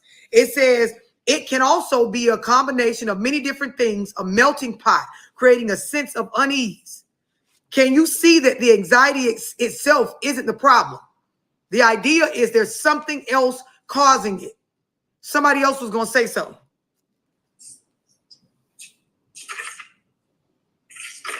Yeah, I just wanted to share that I even lightheaded just wanted to share my experience. I discovered that I was codependent, and this is the first time I'm 42 years old doing something for myself and not for my whole life.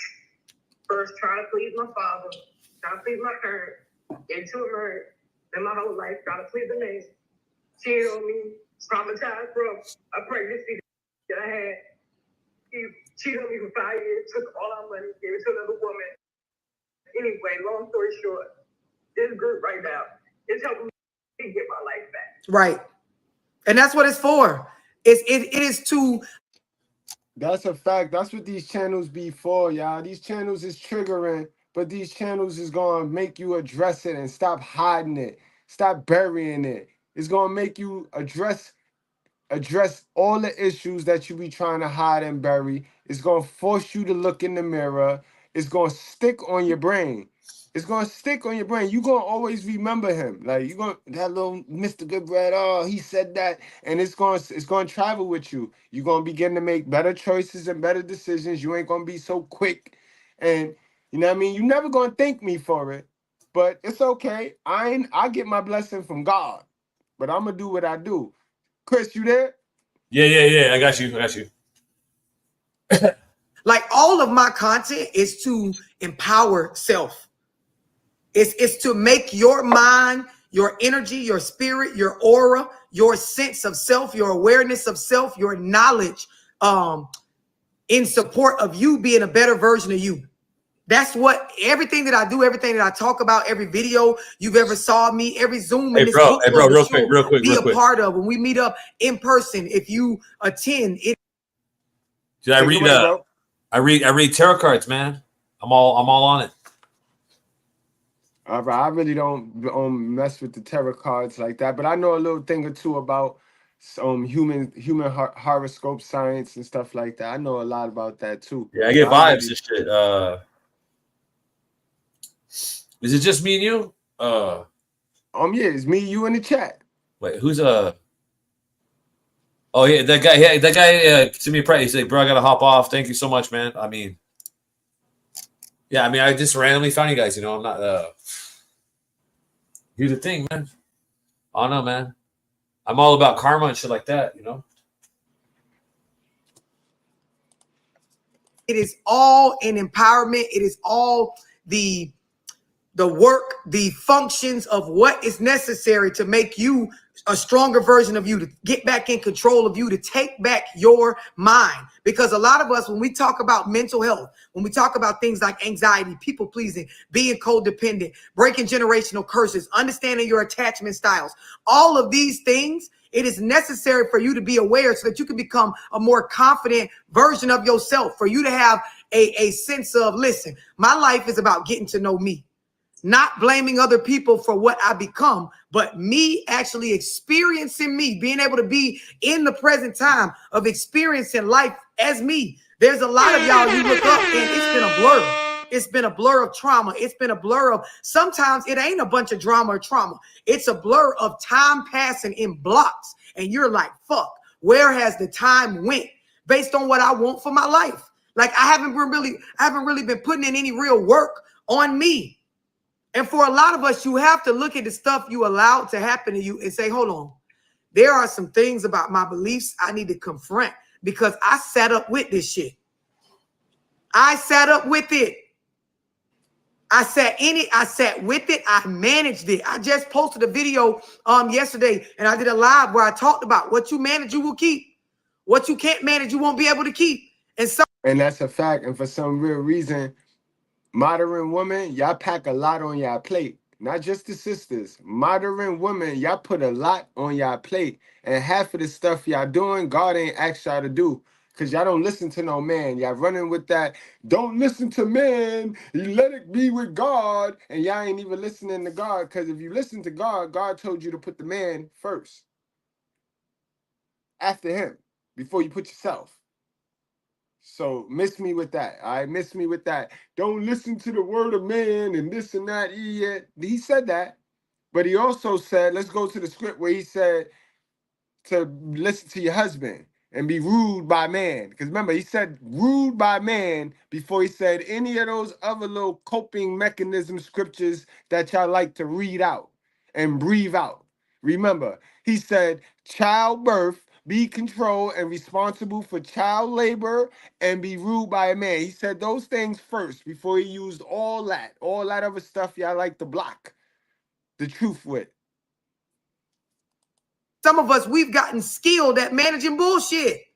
We've gotten skilled at managing the things that don't matter or the stuff that is working against us, the stuff that's doing us harm. When you exactly focusing on the paper cut. We are skilled paper cut focusers.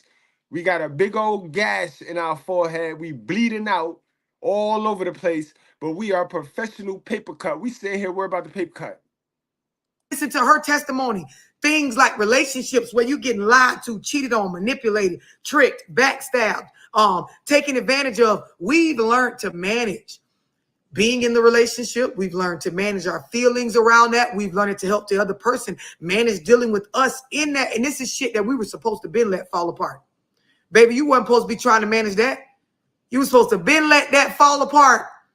A lot of us, when we look back, we've had children or kept children or moved forward with pregnancies or condoned in or gave a non-verbal agreement. And when I'm saying non-verbal, it's because you ain't say shit to move forward with a situation of bringing a new life into the world, all trying to manage the fights, the arguments, the toxic, the feelings centered around you and this other person.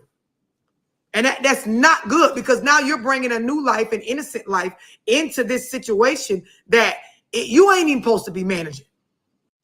Facts. That's when that HPD transfers over to ACE. All right? And then you wonder why it gets tougher. For a lot of us, you realize like, fuck, it got worse after I had a baby. Man, she got worse after she had a baby. We never was supposed to be doing this. Never was supposed to be having a baby to begin with. Go ahead. You was going to say something else? No, I was going to say, I remember one Sunday you were saying, like, a lot of times when children come out with situations because of the trauma that they was exposed to while you was pregnant. Mm-hmm. I was pregnant the whole time with my son, going through all this stuff with my husband. He got autism. We're working through it, but I felt everything you were saying. And that is, it's unfortunate that he.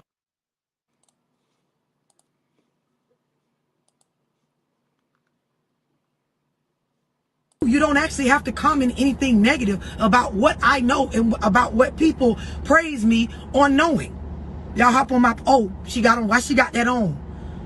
You could actually just grind hard, and if you feel like, you know, you want to get your body done or you want to go to the gym and work out, you know, you have the same access to the same resources that all the rest of us do. You could change your diet and eat no carbs like I do. You can go under the knife and go get yourself together that way by stacking you up some bread to be able to pay for that. Or you can go pay for a trainer, or hell, you can go just get with a group of friends that's motivated to go work out and work your ass. You don't actually have to come on my page and be bothered by nothing you see, because I don't ask a bitch to come here. But all of this stuff is reflective of your esteem about self. It's the same when you see dudes and they looking at other dudes, and because the nigga done pulled up and he got all his money or his jewels on, you hear niggas saying, well, I don't know why they be buying all that stuff. You could just mind your business. Or you can go buy the stuff too, or you can worry about it not, because it ain't your money. He had to reap from the situation in this aspect. Mm-hmm. And we have to be, in order for you, because remember I said earlier, you got to be willing to confront. You got to have the courage to confront the things that you can change. You got to have the wisdom to know the difference between the shit I'm able to change and the stuff I don't need to be focused on, because that is not under my control, right? And the idea is with a lot of our situations, with how our life looks, we have to be honest that, you know what? A lot of the adverse childhood experiences that my kids are experiencing, it came from my poor ACE choices. It came from the poor choices of my partner. It comes from me not being mature enough to say, you know what? Enough is enough with my bullshit. Enough is enough with what I'm allowing to happen to me. Instead of playing. Exactly. It's called getting tired of yourself. Not being tired of everybody else telling you the truth, telling you what's wrong with you. It means getting tired of you and your BS. That's what that means. Yeah.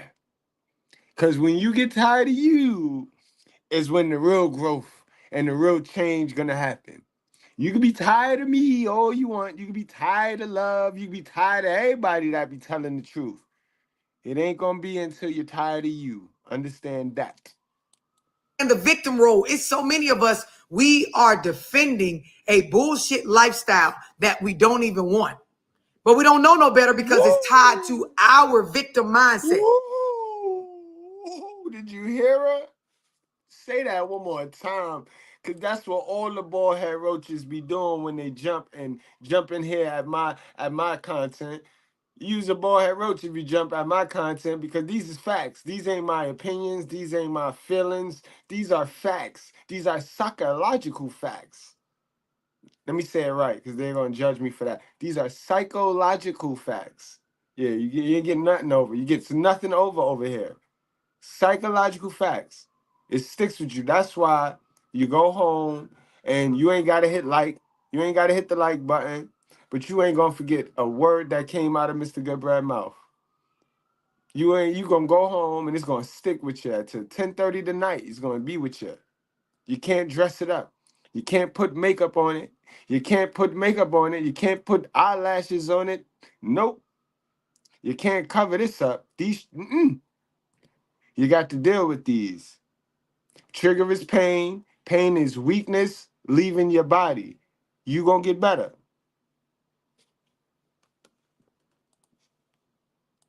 If in your mind this stuff happened to me and it's poor me, you are going to defend anytime somebody tries to confront you with the information, the data, the reality that is happening to you because of you. You're going to defend your space of being a victim, so you won't receive any new information to do better. Because what happened in this house stays in this house. And what happened in that house, y'all? Any education, any learning, any of this information went on in that house? We saw what went on in our house in the beginning of this live. For those of y'all that's just now joining the live, peel that thing back to the very beginning of this live. That's what go on in that house. This is why I always say I respect people like y'all that are in rooms like this where it gets uncomfortable and you're faced to look at you and look at the decisions you made for what it is. Because the average person cannot. When you speak on situations about poor co-parenting, just childhood trauma, breaking generational curses, they finances being fucked up because of them.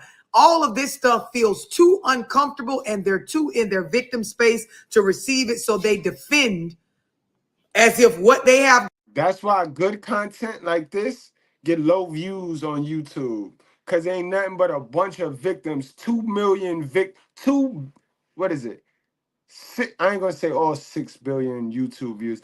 About 4 billion victims clamor to YouTube for temporary feel good and approval of others. You know what I mean? About 4 million losers, victims come here. So they ain't looking for no education. They looking to escape a sucky reality. That's why content like this, I did this because of my guys, my supporters. You know what I mean? I deliver the content like this because of the supporters, the people that support the show. Going on is what they want, and it's not. Being in this book club, I realized that, and I see all that stuff that I had anxiety for and all that stuff. I just had to let it go. And now I'm starting to find myself, get back to where I used to be, and starting to pick up where I left off before I was in this relationship that turned me into a whole different person. Yeah. And once again, I like to give you your flowers because if it wasn't for you, I don't know where I would be right now. Right. I thank you, but also give yourself grace, right? To be able to grow, to be able to forgive yourself so that you can grow, right? And that's a fact. Salute to all my good bread, yo. Salute to every single good bread. If you're a supporter, if you're a follower, whatever you call yourself, salute to you. If you know, you know. You know what I mean? Salute to you, and I appreciate you. But it ain't never gonna stop. This is powered by God. Really, y'all. Really. Powered by God. So nothing gonna stop. And I appreciate y'all for y'all support, y'all. They can't rock with us. They can't keep up with us. When I see, okay, damn, I made this poor choice. I made that poor choice. I wasn't supposed to be dealing with this. I didn't have any boundaries with this. I was people pleasing with this. As I look at this stuff, I'm going to be honest with myself. I was ignorant to a lot of shit at one point. The problem with a lot of us is we don't want to admit our ignorance. We just want to believe that something was done to us that was out of our control that caused all of this stuff. And that is not true for anybody's life. It is not true. We all get 24 hours in a day, 7 days a week, 365 days. We all get that. That is a fact. We all get that. Now we get choices and decisions. We all get choices, right? Then we get decisions that we make off those choices. And then there is consequences.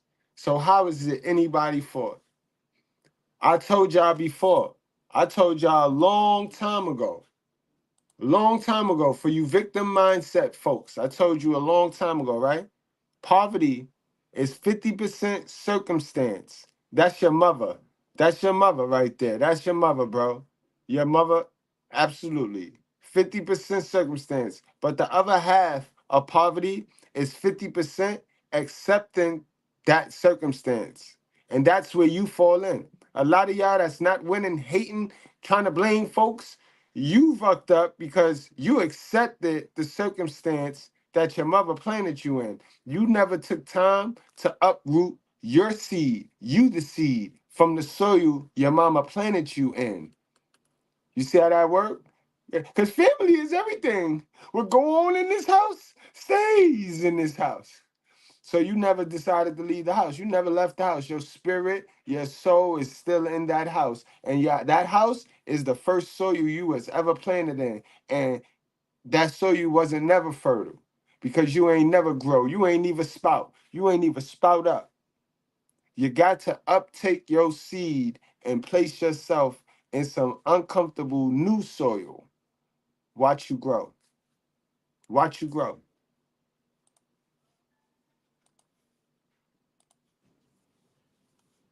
Everything is a mindset. I forgot what book it was, but I liked when we talked about shame and guilt, because those two things hold people back so much. Yep. From even getting They're two of the most difficult emotions to deal with. But love, what do you do if you're a person that went through all of this and you know it probably is it's from your childhood, you know that. You're getting all this information and you're getting all these new ideas, but in your mind you stuck like, my mama never did teach me this. How do I supposed to do it? And even with the instruction, some people find it hard to even just Adrian, that's just environment. First off, it's lack of motivation to do the work. No, love, you said it right first. You said it right first. It's your environment.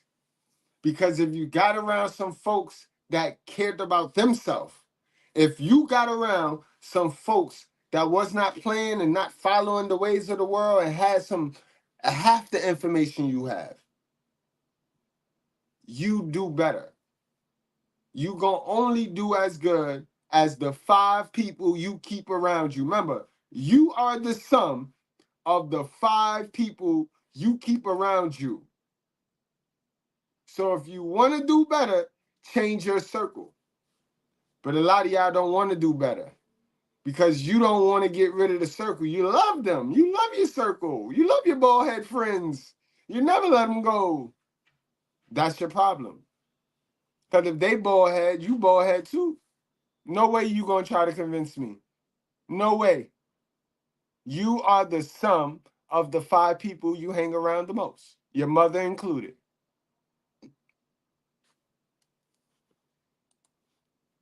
Right? The idea is change occurs when you are sparked from the inside to change. Now, external things can light that match inside, that flame for you to do better, but you have to be real with yourself. Does my environment, does my relationship, the people I talk to, the shit I watch online, the job I work at, does my environment, people, places, and things support me in doing better? Because if it don't, you will read a million books. That's a fact. That's another thing. Your environment. Also, before we go to the outside environment, right? Your environment is up here. Up here. This is an environment, right? This is why, Mr. Goodbread, when y'all start talking this LeBron James and Michael Jordan and the GOAT, and y'all start talking this NFL shit, I'll be shut up. Because that ain't in my environment. Ain't in my environment. Only thing in my environment is quality information that's going to help me get money and get up out of poverty. You see, you are what you eat. What you entertain, you become. So a lot of us, we watch too much and we engulf and we intake too much bullshit, foolishness from folks that don't even have the results that we want in life. Like, you will go to a channel of a dude who is funny, but he's single. He's a single man, but he's funny. So what results are you looking for in taking that shit? When you intake that, right, what are you going to get? When you intake that, you going to get his results. Single. But you want, you know what I mean? Now, if you're single, if you want to be single now, so hold up. Because if you want to be single, then that's okay. But you're a fool, and that's HPD, male HPD, if you want to get some cutty and you constantly intaking information from a dude that don't get no cutty. That's mental illness. Because that's your environment. And remember, I told you the other day, I told you yesterday, what's more important than time? Because a lot of people say, time is money, time is money. Yeah, that's kind of true. But what's more important than time? Your attention.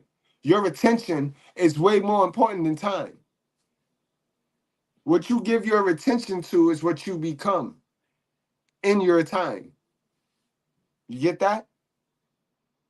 So snatch your attention back, guys. Take back your attention from them low premium quality channels. Get to the information. That go back to what me and the brother was talking about when he came on the panel. A lot of people don't want the information because they stay running to the channels that's entertaining instead of infotaining. You know what I mean?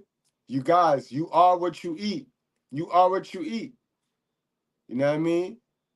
You got to start eating with a purpose. And that's just not food, guys. The information you take in, understand the older you get, the less information we hold. So the information that's is stored got to be valuable. We don't got a lot of space for dumb shit. We don't got a lot of space where we can hold some good stuff, some silly stuff. And no. We only got enough space to hold the good stuff. So take in good stuff. Take in good stuff, bro. I told y'all, I don't watch sports. The closest thing to a sport I watch is wrestling. Nobody gonna take wrestling from me. I'm a wrestling head, been watching wrestling for 40 years. You know what I mean? It's over. It's up. That's me. And that's it. If it ain't wrestling, I'm watching science. I'm watching X-Files. I'm watching Bones. I'm watching crazy stuff that the average person just don't watch. You know what I mean? Definitely, Scott. They got to read. They got to read. You got to read more, guys. You got to educate yourself. You can educate your way out of any circumstance. I swear to God.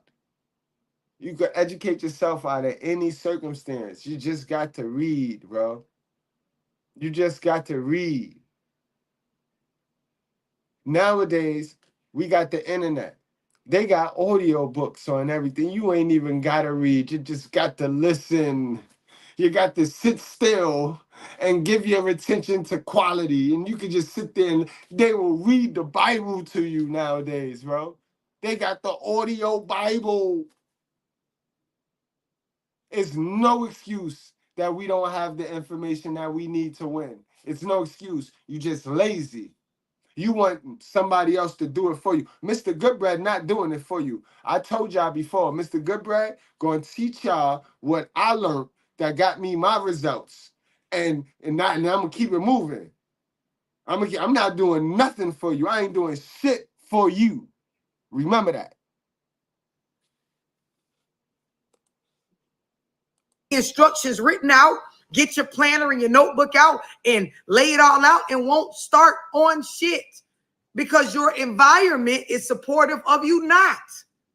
Some of y'all are the same people y'all trying to heal from, the same people that were a part of you developing these fucked up beliefs that got you behaving the way you behave. You're trying to change while still maintaining a relationship with them. Let the shit burn. It's time to mourn. I told y'all before, get out the black dress, put on your slacks and your black shirt. Listen, in your mind, there needs to be a psychological funeral for the relationship with that person. It's not about them anymore. It's about you. If you trying to maintain and nurture and manage a relationship with the same sister that you went through the bullshit with, it's not going to work. It's not. Even when I talk to y'all about co-parenting, that's why I speak on making the list.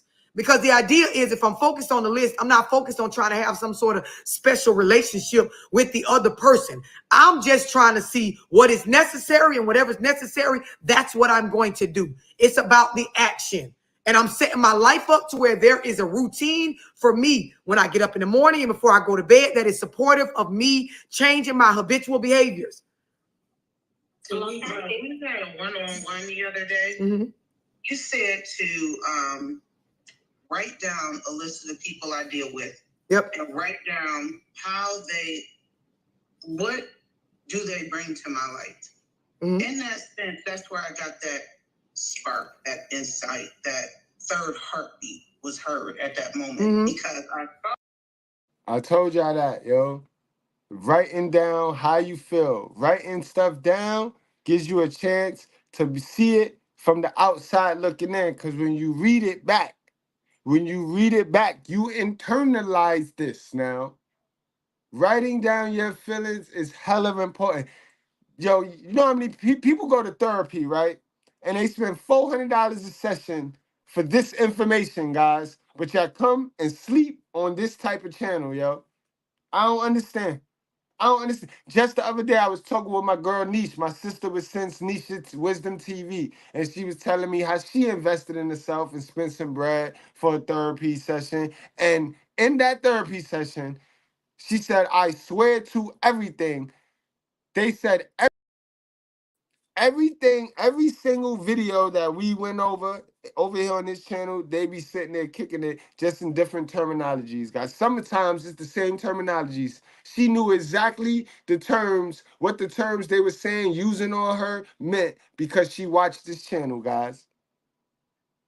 We have access to the information, bro. You just gotta want it. How bad do you want to win? Do you want to win? All that, I had literally stopped everything I wanted in life to like placate their values, like to feed their values.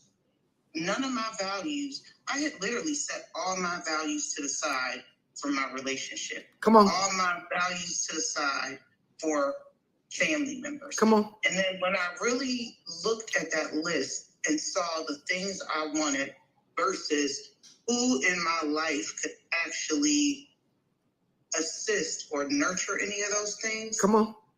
I had set myself up for failure. Yes. Complete failure. And at that moment, I got my line. I literally, in one weekend, got my life in alignment. And I knew, Antoinette, I knew it would do it for you, as it will for a lot of people. Like we have never been empowered, pushed, told, allowed ourselves the space or given ourselves permission to look at those in our life, and regardless of who you are and what your title is, right? Do you add value to the life in regards to who I want to be, the life I want for myself? Not the version of me that I'm trying to switch up right now. Not the version of me I'm trying to change. Not the damaged, fucked up, people pleasing, low down, victim mindset version of myself. It's a lot of people in my life that are of value to the version of me that I'm trying to get away from. Let me look at what I want for my life and look at the individuals in my life, family and all, right? People on your jobs and all. What value do you serve? And also, in this new version of me, this version of me that I want to be, what value do I serve to you? Because if I'm somebody that I'm standing on boundaries, right? I'm standing on my goals. I'm managing my time. I'm watching what I eat, what I verbally say out of my mouth, what I take in through my eyes, my ears, what I let around me with my energy. I'm changing my routines. If I am this new version of me, and every bit of what you are as my good friend, my mama, my sister, my daddy, my cousin, them, the people that I used to fuck with at work, if every bit of what you are is completely different, and when I come around, I am trying to make you something that you're not or that you don't want to be, I am of no value to you. A lot of y'all don't realize you need to walk away from people, not because of what they're doing to you or what value they don't add to your life, but what value you don't add to theirs. You want to be useful. There is empowerment and motivation in being useful. As I help people, I get more and more empowered to keep going. But if I spent time around people and in rooms and mixing with entities that they don't see any value in what I got going on or what they want for themselves, it is not necessary to have any of the data I'm trying to, push or bestow on them. I'm a problem for them, just as much as I can view them as a problem for me. This is when you get grown, when you realize, even though Tracy is my sister, or even though me and so-and-so been in a relationship for 8 years, or even though Linwood is my brother, in this space in my life, if there is no value, no positive growth, no useful shit coming out of me interacting with this person, I need to set a boundary there. Go ahead, Tracy. I just want to say, environment is really important, love, because since I've been in this book club, I'm in the gym, no lie, at 4:30 every single day. Let's go. I'll leave it when I come home. I want to give our group chat outside. Chrissy motivated me so much. She's like, Tracy, you know how to cook? She's like, write that book you've been writing. My mom told me, like, oh, what's the whole point? Whatever. Chrissy motivated me. A few girls in the book club asked me for my recipes, and just having them around me made me feel like I really can do it. So it makes a difference, love. And my time now I get up in the morning, I write my stuff out, I type it out. Like you always say, like have your time counted for. But I didn't feel any of these ways because I got around people who pushed me and actually thought I could do it. Yeah. Like every day I'm on go. I've never, like 6 months ago, I was just sleeping all day. I work at 9 o'clock. I'm getting up at 8:15. I had no motivation. Now I'm like, I'm up. I'm ready to get up every day. So I just think everybody, you love the people in this. Absolutely. Club, like, Don't skip over yourself, Tracy, because it starts with you. You made a decision to reach out to me on Instagram and join, and you paid to be here. The decision started with you. You paid to get yourself in this room. So everything that you getting from your relationships you building with like-minded people that are in this group, from the stuff, the energy you getting from me and the information, you moved on that. And so the idea is you got to nurture how she's talking about environment. You have to nurture this. Like she had to create this for herself. So let's say it's somebody in her life and they like, dang, Tracy, you doing good. You going to the gym. I see you. Like I heard you on the phone the other day talking to some girl. She was motivating you to write your book and all of this. I want that, right? They have to nurture that. They have to find a space to say, you know what? I'm worth it. Not to just spend my money on a material item, because a lot of us, we have a belief from childhood where it is programmed within us that as long as we land us something tangible that we could touch, then it was worth it for us to spend the money. Oftentimes we overlook that the most valuable things are not physical. You can't see time. You can't see a mental space of health. Right? You can't see it as an item in your hand. It shows up in you. And so the idea is you got to nurture and create a space where my environment supports me growing. One of the main things I use to decide like who I want to do life with, who I'm in a relationship with, who I'm friends, I pick people that believe in me and people that I believe in them. And you notice how I'm saying it's vice versa. I don't want to be fucked off around nobody that I don't trust, that I don't believe in, that I can't take what they say in relation to their actions for what it is, what it's worth, face value. And I want somebody that's going to believe and trust in me. The people around me, if I woke up tomorrow and said, I want to collect shells, they going to be like, Dorsey, this way you go to get these kind of shells. And no one's going to say, hey, why are you doing that? Or I set my shit up that way on purpose. If I say I want to go start studying spiders tonight, my phone gonna fill up with people texting me screenshots from shit off Google on all the different kind of spiders. I got my shit set up that way. And I'm the same for them. I don't give a fuck what it is. I'm around you to help you nurture whatever it is you're trying to do with your life, not control you and make you be what I need you to be. You good and you're the best version that you could be to me when you're the best to yourself. So whatever it is you want for you, guess what? I want that for you too. And I'm going to hold you accountable based on the shit you say you want for you, not what I feel like you're supposed to have. A lot of people don't have that. And this is why it's a struggle, like Adrian said, to find a space to start. You got to get in groups. My daughter, my teenage daughter, she is on her journey of wanting to be in the best physical health that she can be in. And it can be hard sometimes because different foods taste good. It ain't always a positive feeling to get up and go exercise. I was telling her just today, go join a run group. Go get around some people. This is what they do. They go to yoga classes. They go to cycling classes. They go exercise. They go downtown and run. They do things that motivate them. And then guess what? They collect their content as they do this stuff, as they collect content, as they get their views, their likes, as they feel a part of a group or a new tribe, they want to do it more. And this is how you wake up, like Antoinette was saying, that second heartbeat to want to do and be this new version of you. If your environment does not support this, you will not become that. I don't care what you write out, what you tell yourself. You can make all them vision boards. You can pray. Without the works, it ain't going to work. And Dorsey, even the people that, let's just say my old environment, if I said I want to become this huge influencer and get brand deals to where I don't want to pay for nothing, that's out of reach for them. Yep. But I've revamped my environment to where it's normal to them. Yeah. So when I'm on the phone talking to them, there was one point where I said something very downplaying to myself. And it was like maybe 6 months ago. And she looked at me, she said, why did you say that? I used to feel stupid for saying big dreams, but the millionaires and people who doing it, I felt stupid. But I'm gonna be very blunt with you, Chrissy. You should feel stupid when you telling that shit to people that they don't have that type of vision. When their eyes, when their mental space can't, you nuts for being in a room with people that they have the ceiling set at level 1, and you in here with these people knowing damn well the ceiling for them is level 1, and you talking about stuff that's going on level 12, and they feel like the cap is level 1. Like the most we can do is this, is what they believe. Got nothing to do with you. You in a room and you notice how they think because this is how they treat their own life. And you in here talking about shit you gonna do at level 12 or 13. You look stupid. This is why they say if you're the smartest person in the room, you in the wrong fucking room. And a lot of us, all our lives, we've been sitting in the wrong room. And this is why every time you speak on something or try to change your behavior, you get questioned from a space of you doing something wrong. Well, why you want to? That's a whole fact. Y'all know that's true. Y'all know a lot of y'all can't even watch content like this in your home. In the home that you pay for. Her home. You can't watch content in her house like this. This is self-improvement. This is the utmost. This is it. This is the content at highest level, and you can't even watch it.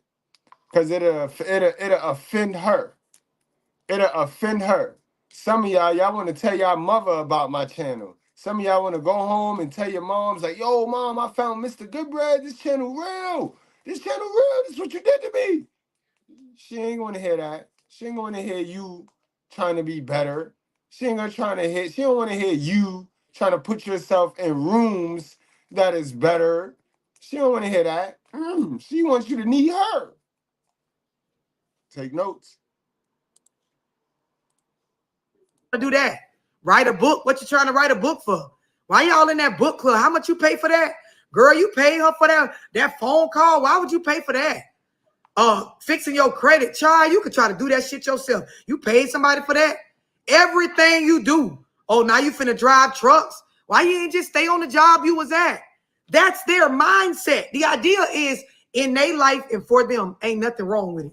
That's how they choose to think. It matches what they want for their life, right? What they sitting in, it don't go with yours. Yeah, because those folks are sitting there waiting for somebody. Those folks distracted with the daily gossip, with the celebrity gossip, waiting for something catastrophic to happen. Like all of the celebrities lose their money, and then the government give all of the celebrities money to you. You know what I mean? These folks is waiting for some dumb shit to happen that's never going to happen. Some of them, your church folks and your religious folks, they waiting for God.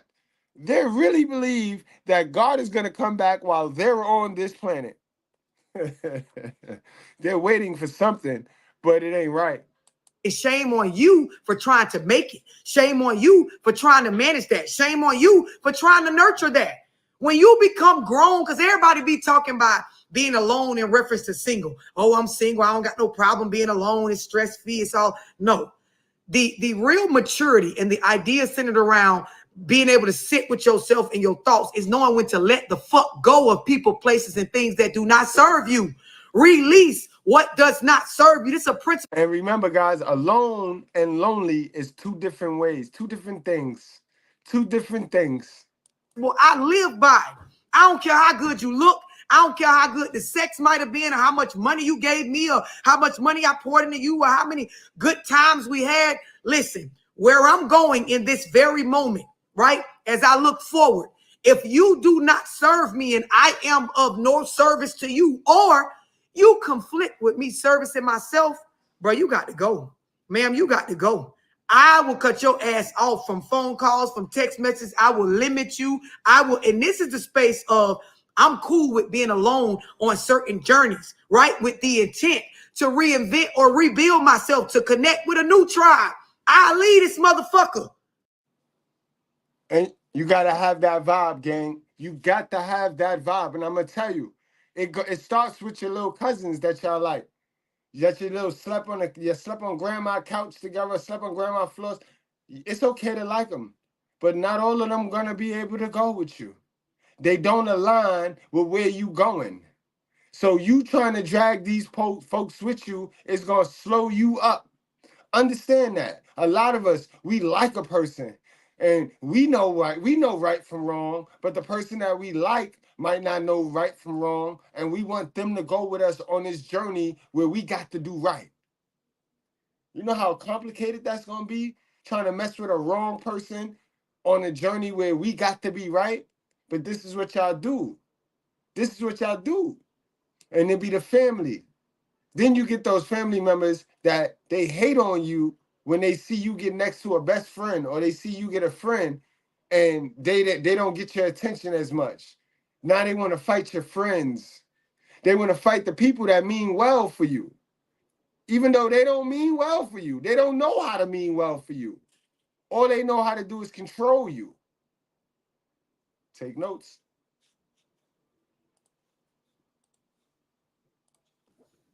If y'all start acting like you don't see where we trying to go because you don't get time back, all this sitting around wasting time, staying stuck on trauma, blaming, what was really under our control on somebody else, chasing the snake after the snake bit you, trying to figure out why it bit you instead of seeing about yourself, you slowly dying, running behind a baby daddy or a baby mama, trying to figure out a fight or satisfy some ego or pride that's tied to who got the most control over the baby or over the situation, or who gonna get the car in the end when y'all separate. A lot of shit we hold on to leads to our demise. On page 61, it says staying in control. Love. Can I ask this question before you go on? Go ahead, baby. What if a person is sitting having a feeling of inadequacy, that they never did this stuff? This is all brand new information. And based upon stuff, they just really feel like that they really can't do it. They know that they got the information and all they need to do is use it, but it's in them to feel like they inadequate. Environment. They can't do it. Adrian, listen. It's all about environment. All it is, because this is the thing, right? And the reason why I'm saying this is very bad company causes bad morale. It's in our basic instructions, and it's not in there for no reason. It's your environment, sweetheart.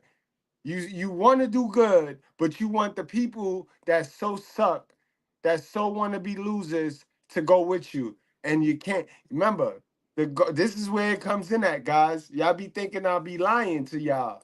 This is where it plays out the most. When I say the goal is to be successful, not liked. You can't be both. So many people want to be liked, and our women want to be people pleasers. You're not going to be successful. You can please people all you want. You can do that, but you're not going to be successful. The most agreeable people are the poorest. That's a fact. Simple. If let's take, for example, exercise, right? And so let's say I have a desired figure that I'm trying to get to in regards to, toning some areas, cutting down on some stuff. You give me all the information. We go over, you show me some workout videos and some before and after pictures of other people. Great, right? I see it can be done. But like you said, because of where I come from, I still don't feel confident that I can do it. If I go get in a group of men or women and I interact with them consistently and they're doing it, right? It's going to show me that I'm able to do it. So let's say, for example, me, Lauren, and Chevy, we all. For example, if you want to be the masculine version of you as possible, why would you go to a simp channel, right? All you're going to get is information on how to be a simp.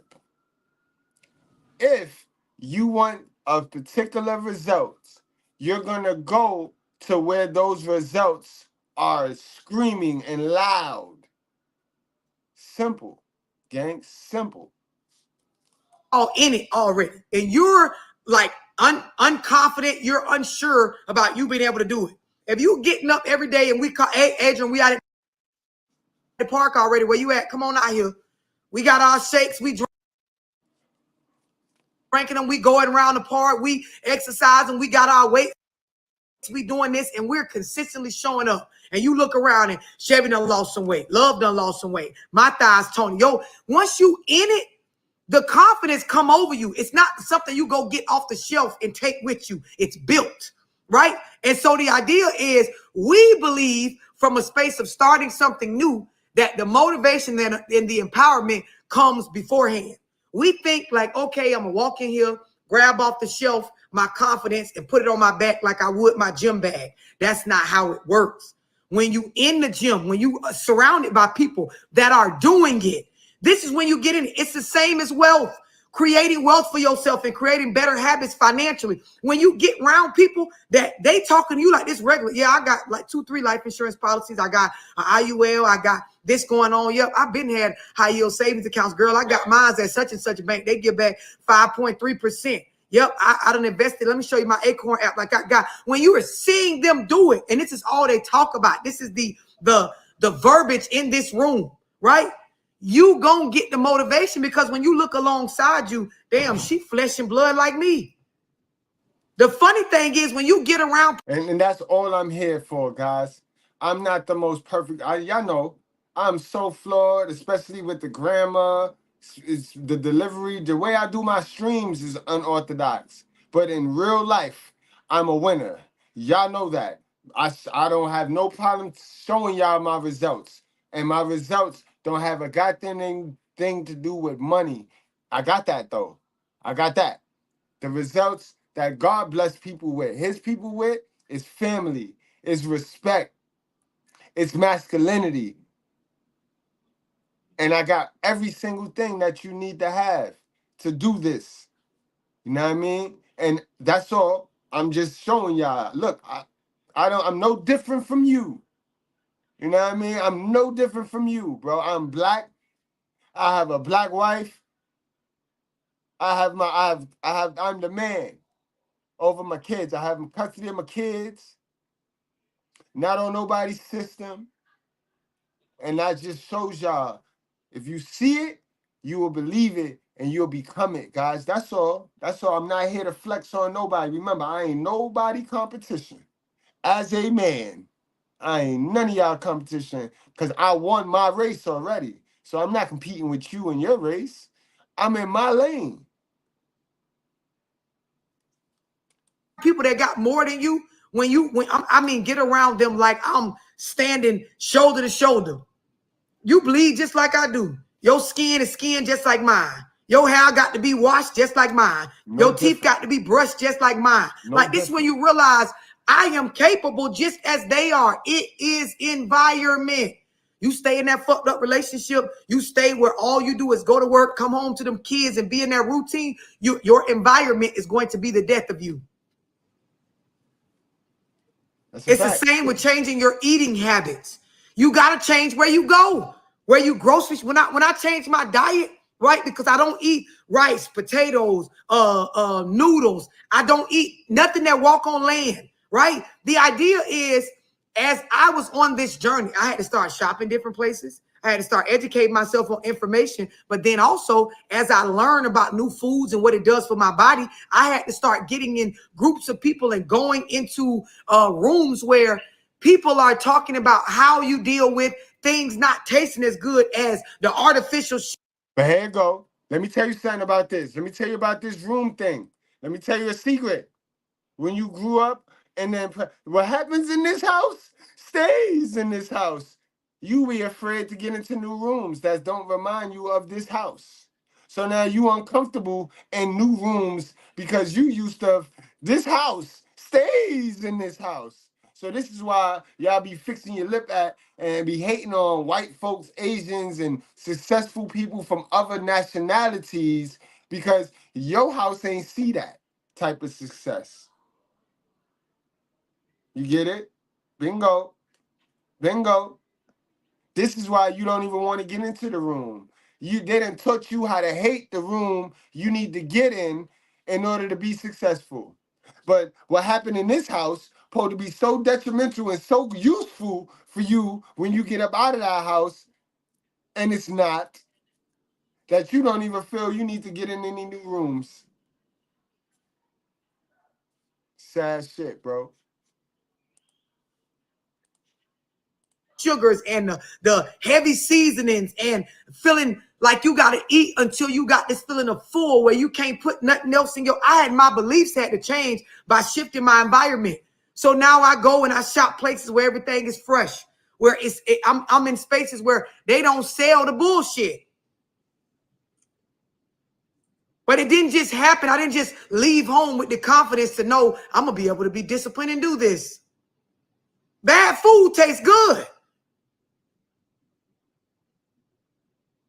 The other thing is I had to teach myself geography. Do I know the routes and how to put myself in place where I can pull up to the restaurants or the food places where they prepare food different or they have things on the menu that I am able to eat in support of my health. So I had to change my routines on even how I hang out. 10, 15 years ago, we went out to eat. We could go pretty much anywhere. I'm going to find something on the menu to eat because there was no thought put behind what I'm putting in my body. Now, right, I got to look at the menu beforehand. It's only certain places I'm going because if they don't serve what I eat, I can't go in that room. Message, and she's a sister. This is a black queen right here, and she telling you, you got to change. You got to change, sis. Ain't nothing gonna happen until you get tired of you. See, love got tired of her, and she made the change, so it can be done. She a sister. I'm the black male representative. It can be done. Ain't no way you gonna sit here and sell me on any white supremacy holding you back. When she a sister who did it, and I'm a brother who did it. Miss me with the bullshit. How they say? Miss me with the crab leg. You a liar.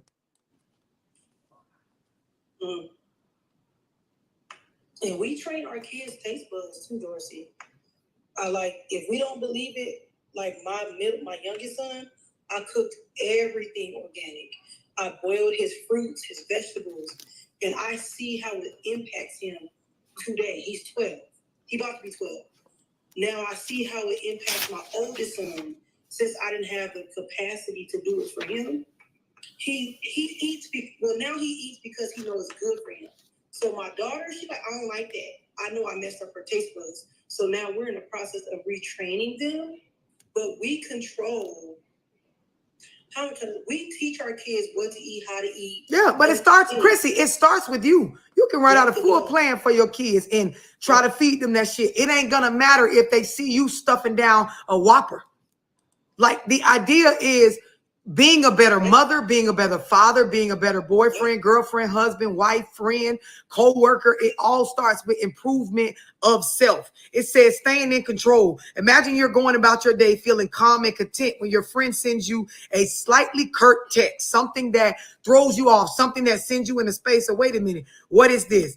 It says you're supposed to see them next week, and now they're playing through every scenario. Now you're playing through every scenario that could happen, or rather they going off on being with you, not being with you. These are simple moments of anxiety. But when you sit there and you obsess over what it could be, or yeah, let me tell you our story earlier today. It just happened to me earlier today, right? I only fuck with a couple of people, and when we chopping it up on how to get up out of poverty, right? So my guy starts telling me how he took a phone call, a text message that disturbed him. You know what I mean? And my dude is so stoic, right? He say, yo, bro, I'm going to try. Mind you, the only person I think he vent to is me, because he know you can vent to me, because as long as you vent, and when you creative, right? When you're a creative person, and the majority of the time when I talk to you, we talking about creativity, then you do a vent. You do a vent to me. So he know that. So he say, yo, let me use one of my vent cards. And he vented it to me so that he do not go and engage in toxic behavior. A lot of us, we need a person that's not going to judge us, that we could tell everything. We could tell our success to, and we could tell when we bothered to, who's not going to judge us. Y'all don't got that. A lot of y'all don't got that. A lot of y'all got people on your phone that want you to fail on the low. And y'all got to start weaning those people out. You got to start weaning those negative Nancy's up out of your contact logs and start incorporating more folks that you can talk about your success, who will sit there and listen to everything that's going good in your life. without having to hang up and get off the phone because that bothers them. You know what I mean? Hearing good stuff about you bothers them all of a sudden. You got to get around folks that can endure hearing good stuff about you without having to have to match good stuff with them. Now, I sit on the phone with this dude and he talk about all the good stuff that go on in his life without me interrupting him one time, bro. Because that's friends.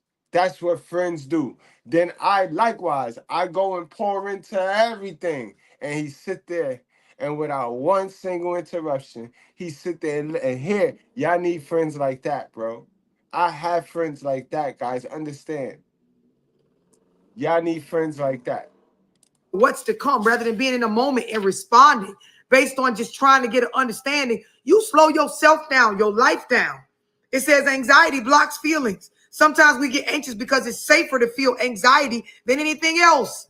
So rather than actually processing what you feel about what's happening, you just in the worry about.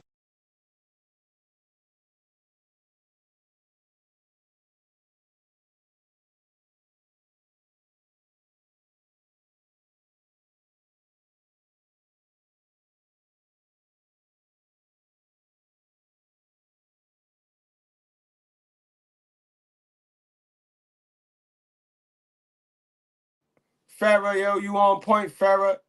You on point. But I'm talking about my single guys now. Remember, we talk to single men. I really don't talk to married men. Married men don't like me, and I don't like them either, to tell you the truth, because I already know why they got married, and I know they fronting, and I know that they fronting, and they done lied themselves into a crazy deal. But in any event, you know what I mean? I'm talking about my single brothers.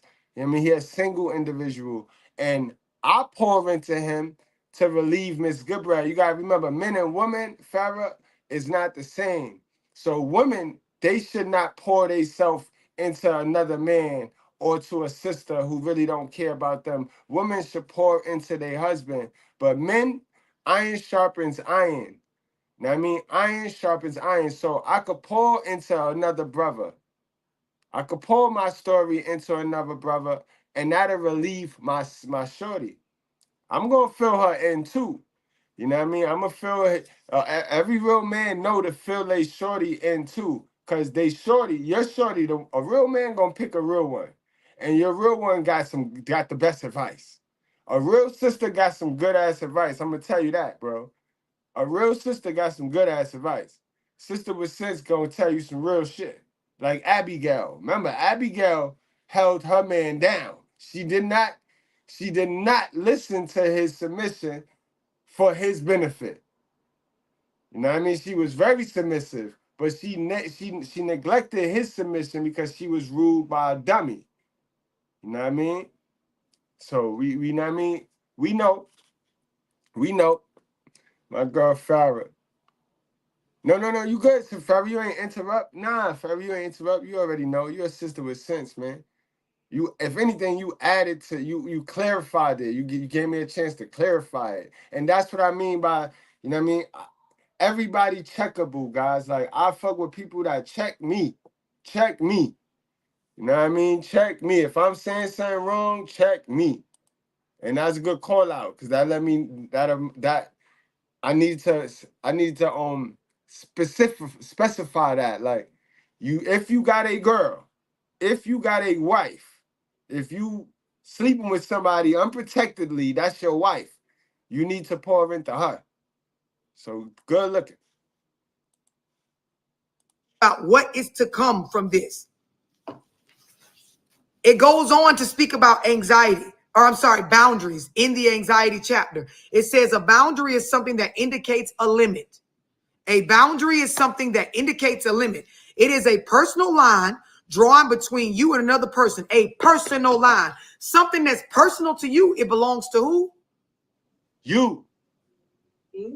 And so whose job is it to understand it? You. Me. Whose job is it to stand on it? You. Me. Whose job is it to uphold it? You. Me.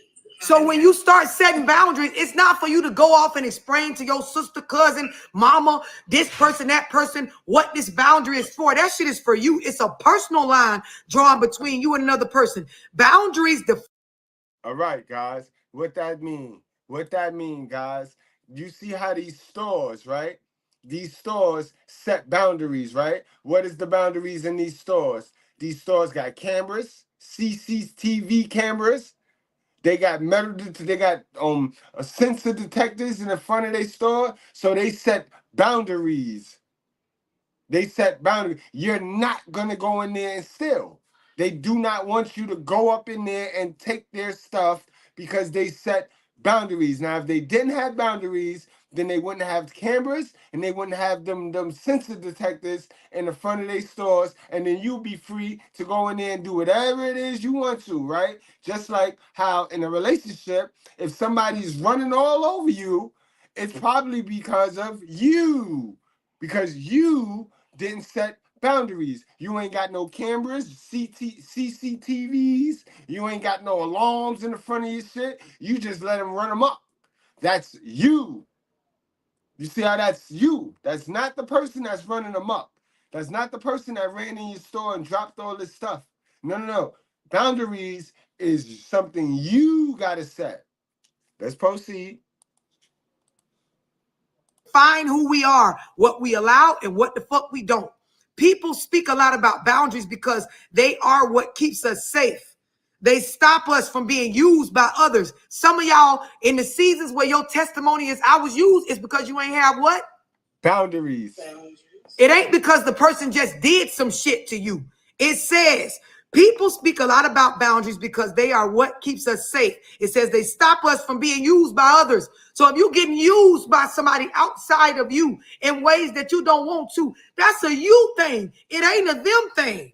Exactly. And this is why I tell you, you are responsible for how you feel. That's a you thing, yo. Acceptance of the circumstances is a you thing. You might not be the culprit of the circumstance, but by accepting the circumstance, you guilty. You is not a victim, sweetheart. You're not a victim. You not. You is not. You are a participant.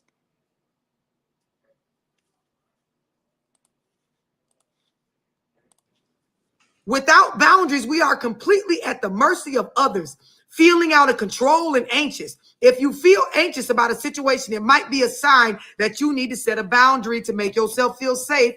Learning to put healthy boundaries in place can soothe our anxiety by helping us to feel more empowered and in control. It says boundaries are taught to us as children. And some of y'all, you didn't get taught boundaries. When you grow up in them households where it's multiple children, the family pool, y'all sharing rooms where there's no respect of each other's space. She got on my socks. He don't wear my t-shirt. She don't use my deodorant. And a lot of times when you... Exactly. That shit don't rock for everybody, bro. I don't care, bro. I don't wear my kids' socks. I don't wear my kids' stuff. I don't like wearing nobody's stuff because I wasn't raised in that. I was not raised in that. So that bothers me. That make me itch. That make me itch. But then there's some households where that's normal. That's the norm. Oh, that's your brother. Shut up. Don't act like that. What? I don't give a fuck if that's my brother. That's not me. That's not, no. Message.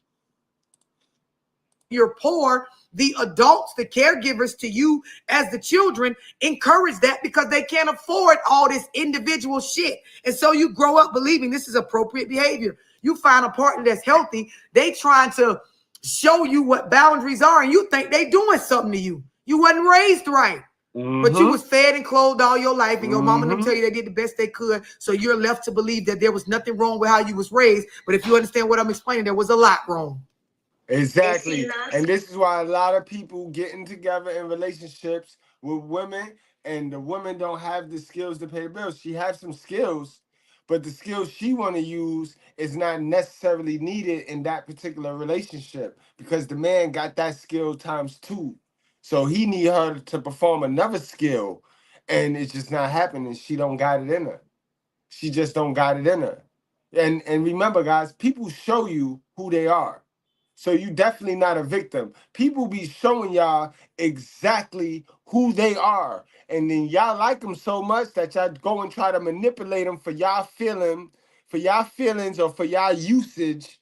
You go and try to manipulate them, and that's when you get the liar, you get the cheater, and you get dragged in these relationship streets. Message. For me, this chapter kind of helped me to like see that, because how I grew up, like I grew up in a third world country, and this is exactly how everything was. Like my uncle. You share everything. Yeah, and now I see like with a lot of the anxiety that I have with my kids, it's because they're always messing with my stuff. So like I be tripping out, like why y'all keep messing with my stuff? So this chapter actually helped me like realize that okay, I need to set some boundaries. Yeah, and you need to teach them. They have to. This is the thing, though.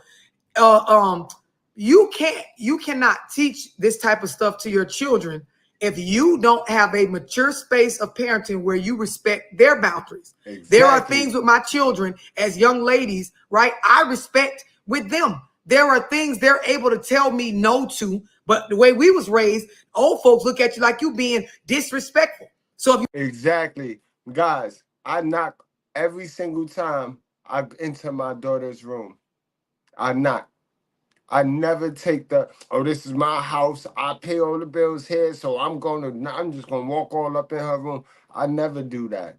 I never do that. I knock every time I walk into, even my son, Shamar, little Brad. I knock. I give them their boundaries, their respect first.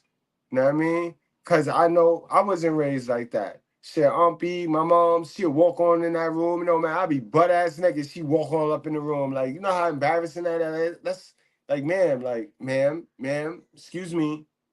But that's how we raised. No boundaries. You look at a lot of us, the philosophies, the beliefs we have. If you tell an adult, well, no, I don't want anybody to use that, or I don't want to do this, or no, I don't feel like doing this, they whooping your ass. They feel like you're doing something to them. But when you grow and you don't know how to respect this in other people, you won't have a healthy relationships, intimate or friendships. There has to be room where somebody can say, you know what, that's a no for me. You know what, I don't feel like doing that in this moment. You know what, I don't want to borrow or share my things at this point in time.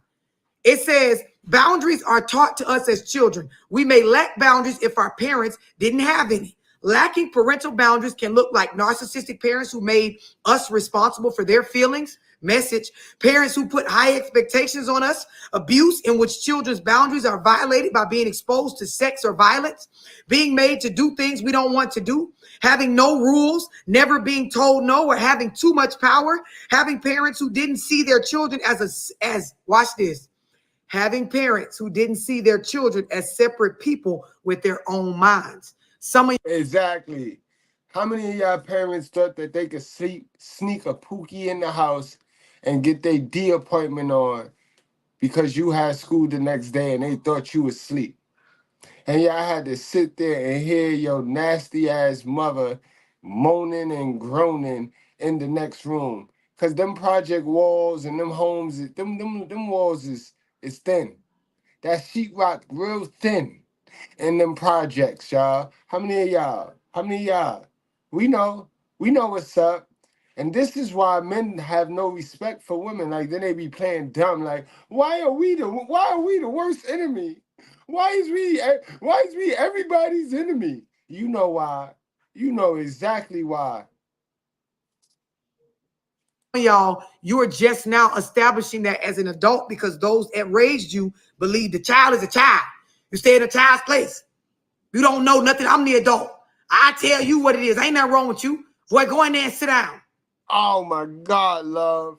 Oh my God, love Dorsey. Yo, and you know what's crazy? Because I never think, look, even I'm guilty of it. Because I never thought of that scenario that I just posed from my sister's standpoint. Imagine being a female listening to your mother get killed. Yo.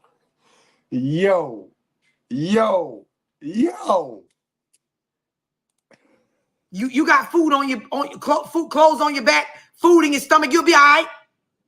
You were never nurtured to have your own mind. Then you get out in the world and now you got a girlfriend or you trying to build a relationship. They like, hey, hold on, love. How you skip get out in the world? How about we go to the school system, which teaches us how to obey the work system?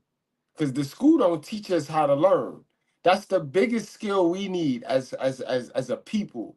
The biggest skill we need to get is the ability to learn. When we learn how to learn, we some bad people. That's what I had to do, guys, because I was ignorant, just like y'all. I was ignorant. I just wanted to believe anything that just made me feel good. But when I learned how to learn, that's when it was over from there. It was over from there because school, love, how you gonna skip school? School taught us how to obey shit. School taught us how to obey, how to take orders, listen to orders, and execute. It ain't teach us how to think. It ain't teach us how to learn.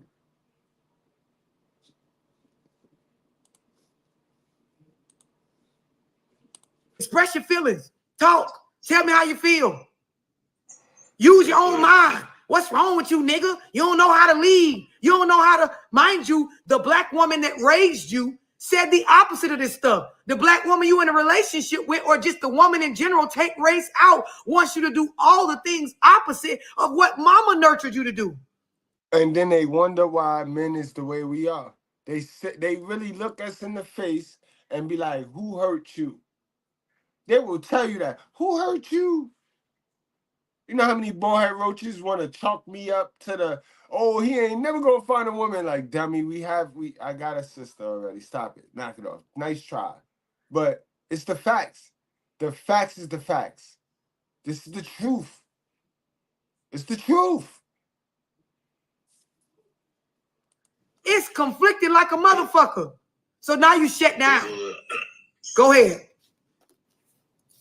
That's what the saying from what we say, you acting white. Come on. Oh my God. Let's talk about it. Because I done heard that. I seen my cousin, salute to my cousin Melanisha. I feel bad for her because so many times they done called her white. You acting white, even though her last name white though. Crazy, yo. Big shout out to my cousin Melanisha, yo. I done got told, oh, you acting white. Or I done got called a coon, bro. On the internet, though. Bro, hold up. Hold the fuck up. Just on the internet. Because they will never, and I tell you this, a Pookie or one of them big-headed, educated lames would never call me a coon to my face. Ever. They won't ever call me a Pookie to my face either. Ever, ever, ever.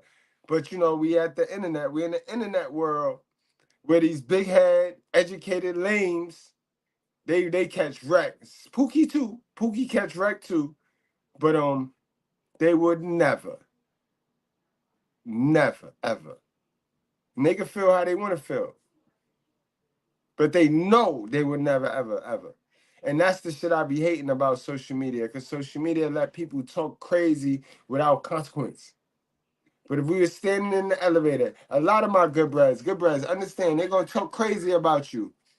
But if you were standing in the elevator with anybody that's on the internet talking crazy about you, they're going to be like this. They're going to press the door. Let you walk past. You know what I mean? So don't let them, you know what I mean? We got a lot of weak males too that's raised by these same sisters that we don't like. Understand that. It's a lot of weak males that's raised by these sisters we don't like. Understand that. It's the gender war. It's the spiritual war. Everybody not holy. Everybody not holy, guys.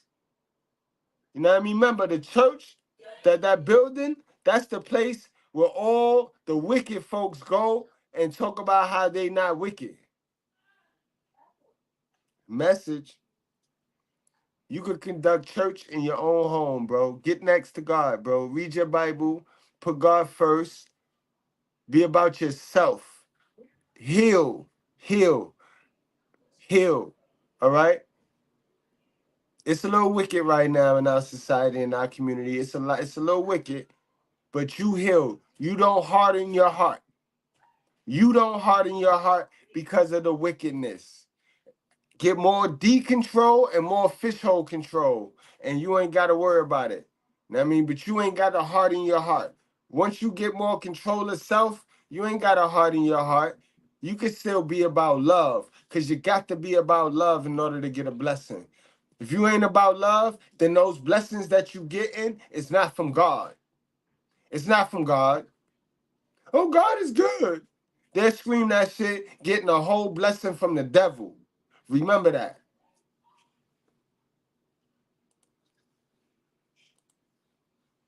If only white people can have boundaries. Yeah, you just read that right though. I see where my temper comes from. You know, my brothers and different people growing up in the hood, I see where that comes from. It wasn't. I grew up where we didn't have boundaries. You do something you didn't like, you know them things. Right. You know what I mean? Like that's just what it is. So.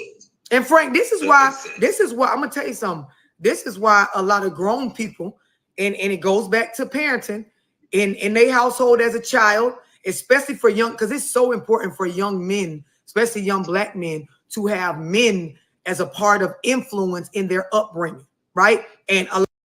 But you seen that the video we just played, guys, the video in the very beginning, they called nothing but females, auntie, godmothers, this one baby mother, nothing but females. But we know how important it is for masculinity to be present. A lot of women do not understand the value in this, but the concept is, if every time it is the space for me to be corrected, I am hit, hands are being put on me. When I get grown, what do I believe is the go-to thing to correct when somebody got me wrong or fucked up? To put hands on them. But when I'm grown, this is how you get a straight shot to jail. Exactly. And this is why we got women wanting to paint men out to be straight monsters, forgetting that somebody raised that boy to be that way. That's learned behavior. Why y'all don't got smoke for the creator? Why y'all want to take it out on the creation all of the time? Well, if we keep taking it out on the creation, the shit is still going to be created because we not going to the creator. But we want to play dumb because the majority of women is more women than men. They all have fishhole. They all share the benefits and the victimhood of the fishhole, of having the fishhole. So they don't want to call each other out, but then they want us to believe it's some good woman. Come on, man. Who's stupid? To prison. This is how you get a straight shot to a poor reputation, where you end up feeling depressed or down on yourself because your reputation is that you beat women, or you always getting in fights, or you violent, or you are too aggressive to be loved. And so there are a lot of people that they nurtured, or they were nurtured from a space of, if somebody do this to you, you do this back. It's very much an eye for an eye, a tooth for a tooth. It's a get back. It's a, if that nigga got you wrong, knock him out. If they try you, step up. And it's everything is met with aggression. And this is not how you maneuver and grow and build things worth having in this world, right? And that's a fact. You saw how Shorty handled that business with her mother. She handled it with aggression. She poked her. And she went to jail, but she handled it how she learned how to handle it, with aggression. And so you get grown. These are the beliefs you stuck with. And then for a lot of people, they don't act on them. They just stay conflicted mentally. And so, no, I'm not going around fucking niggas up, but I want to. I'm not knocking people out, but I want to. Bitch said such and such, and guess what? No, I don't knock them out, but I go home and I bitch about it for the rest of the afternoon. Or I get on the internet and I troll people and act tough and act gangster. But if I was in that elevator with them, I'd be an angel. So now the people around me feel like I'm negative. Because no, I ain't knocked that nigga out at the store. But when I came back home with Frank, I'm at the house. You know, we chilling. Frank, my brother, I'm with my lady. And all I could talk about is what happened at the store. Because that's what's heavy on my mind. Right? No, I ain't beat him up and go to jail. But again, I wanted to. Now y'all turned off from hanging around me. When Frank get around me, he like, damn, but can't go around that nigga love, man. He did sit up there telling me how he want to fuck a nigga up and beat a bitch up. And all of this is always this type of talk. That's where my mind at, bro. That right there, it makes it easy. What you said, Frank? I said that right there makes it easy. Even if you don't really like, let's just say you don't do nothing and you still go around other people in that environment. If you get around more than like one let's just say you get around 3 people and you still got that on your mind because you don't have any balance. Mm-hmm. That's how people get themselves shot up. Yeah.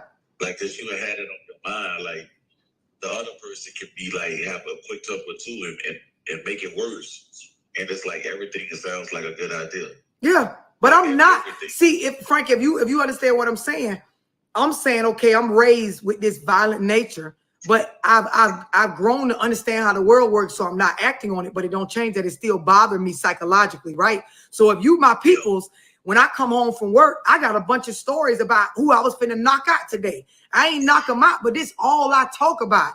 After a while, you turned off from dealing with me because it's like, what the fuck can I build with somebody? Right. It's not, it's negative energy. That's negative. Like, that's negative energy. That's not progressive. And nobody want to hear that. Like, all right, once or twice, okay, cool. Every day you come home with a victim ass story. That's a victim story right there. Because if you felt that way, you should have knocked them out. Fuck is we talking about it for? What is we talking about it for? This day conversation. Yeah. It stands out for. Yes. Like it actually stands out for Cole too. Being that I raised my son completely different from how I grew up. You know, and my mom, she see it and everything. And like we talk, he'd be like, yeah, grandma got mad. And I was like, for what? And that was about the church situation. Right. Like, I'm on the road. He was like, Dad, grandma got mad. And like, what? Because he didn't want to go to church. I told her I ain't want to go. I was like, oh yeah. I know she got mad. She made you go, did she? He was like, yeah.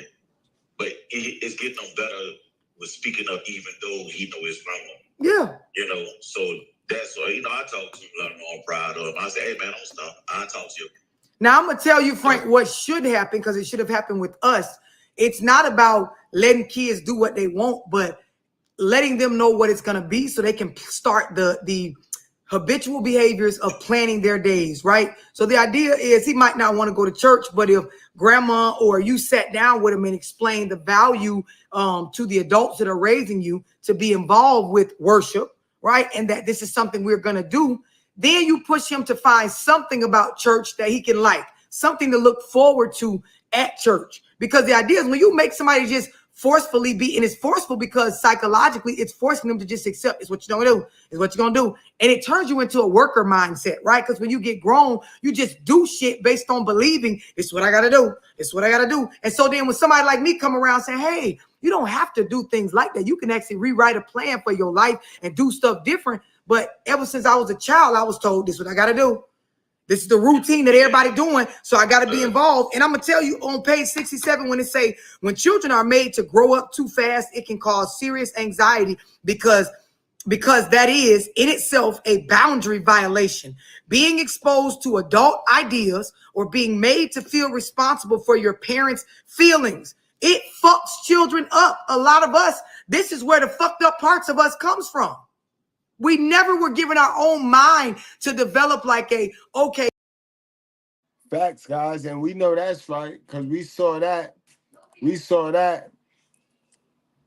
We dad saw that with her doing that, jugging her moms in front of the kid.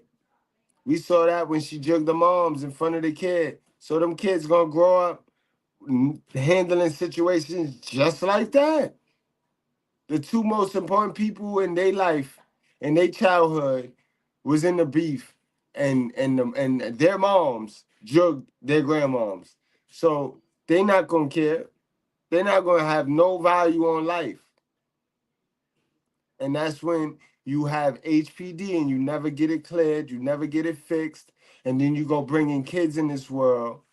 You go playing dumb with the cum. You bring kids in this world and you pass off that ACE.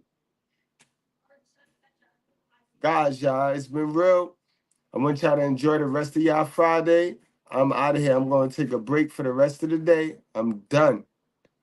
I want y'all to enjoy y'all Friday. I want y'all to continue to pour into yourself. Pour into yourself mean get educated. You know what I mean? Read a book. Pop in a video. You know what I mean? Whatever it is you like. Whatever it is you like. What it is you like. You know what I mean? What is it is you like? Whatever your hobbies are. What is your passions? Find your passions. What are you passionate about? You know what I mean? What are you passionate about? Find what are you passionate about and study it, yo. It's so many avenues of education you could go and take just off of what you like to do. Study that. Become a master at that. You know, you don't gotta go to no school, guys. You don't gotta spend money on school. You could put 10,000 hours in studying your passions and become an expert at what it is you're passionate about. Understand that, guys. Understand that. You know what I mean? But invest in yourself, guys. Harrison Spencer, what's going on, my guy? You already know. Much love to you. Invest in yourself, guys. Always invest in you doing better. The battle really is not me versus you, is you versus yourself. That's the battle. Win that battle. Win that battle first. It's one step at a time. Win the battle between self, guys. Control and fix your inner environment first. When you fix your inner environment, then you'll be able to see what's wrong with your outer environment. But until you fix your inner environment, you will see no wrong with your outer environment. You will defend your outer environment, and you will go along to get along with your outer environment. You gotta fix your inner environment first, and then you gonna win. And that's vice versa. I know that's vice versa. That's man and woman. Let's fix our inner environment, guys, so that you know what I mean? It'll show on the outside. Love y'all. Appreciate all of those that support. Again, if you super chatted me, I mean if you cash app me, I will read that out on the next live stream. You know what I mean? A video gonna pop up for those of you watching this on the playback. Click into that video to keep it going, guys. We got to get back into the algorithm. All right? I'm going to keep bringing this content. I'm not scared. I'm not scared. Plus, I get money off YouTube. So, I mean, if I could get YouTube to pay me for these streams, then okay, that's extra. But I'm going to do these streams. YouTube don't like these streams. So that's where y'all coming at. Y'all got to like, share. Y'all got to make sure y'all travel the information. You know what I mean? Salute, my guy, Toxic Ring Scandals. Y'all make sure y'all get on over there for those of y'all that like that wrestling content. And with him, with Toxic Ring Scandals, I'm going to put y'all on to something. That's celebrity gossip right there. That's celebrity news. If you like celebrity news, you might as well go on over there and subscribe. That boy be on point with it. You know what I mean? So, guys, wrap up, strap up, drink responsibly, and do not play with your life. That's a message, man. That's a message, guys. It's doable. Don't give up. Don't give up. Most of us give up 40% through. Don't give up, guys. Gotta switch it back. Gotta switch it back, y'all. I love y'all, man. Word. Enjoy your Friday. Don't do nothing crazy on your Fridays, though. Remember, we get fewer Fridays than we get Monday, Tuesday, Wednesday, Thursdays. So then if you're going to do something crazy, do it on those days. We get mad at those days. Cherish your Fridays. Invest in your Fridays. Make your Fridays and Saturdays and Sundays count, guys. Make them count.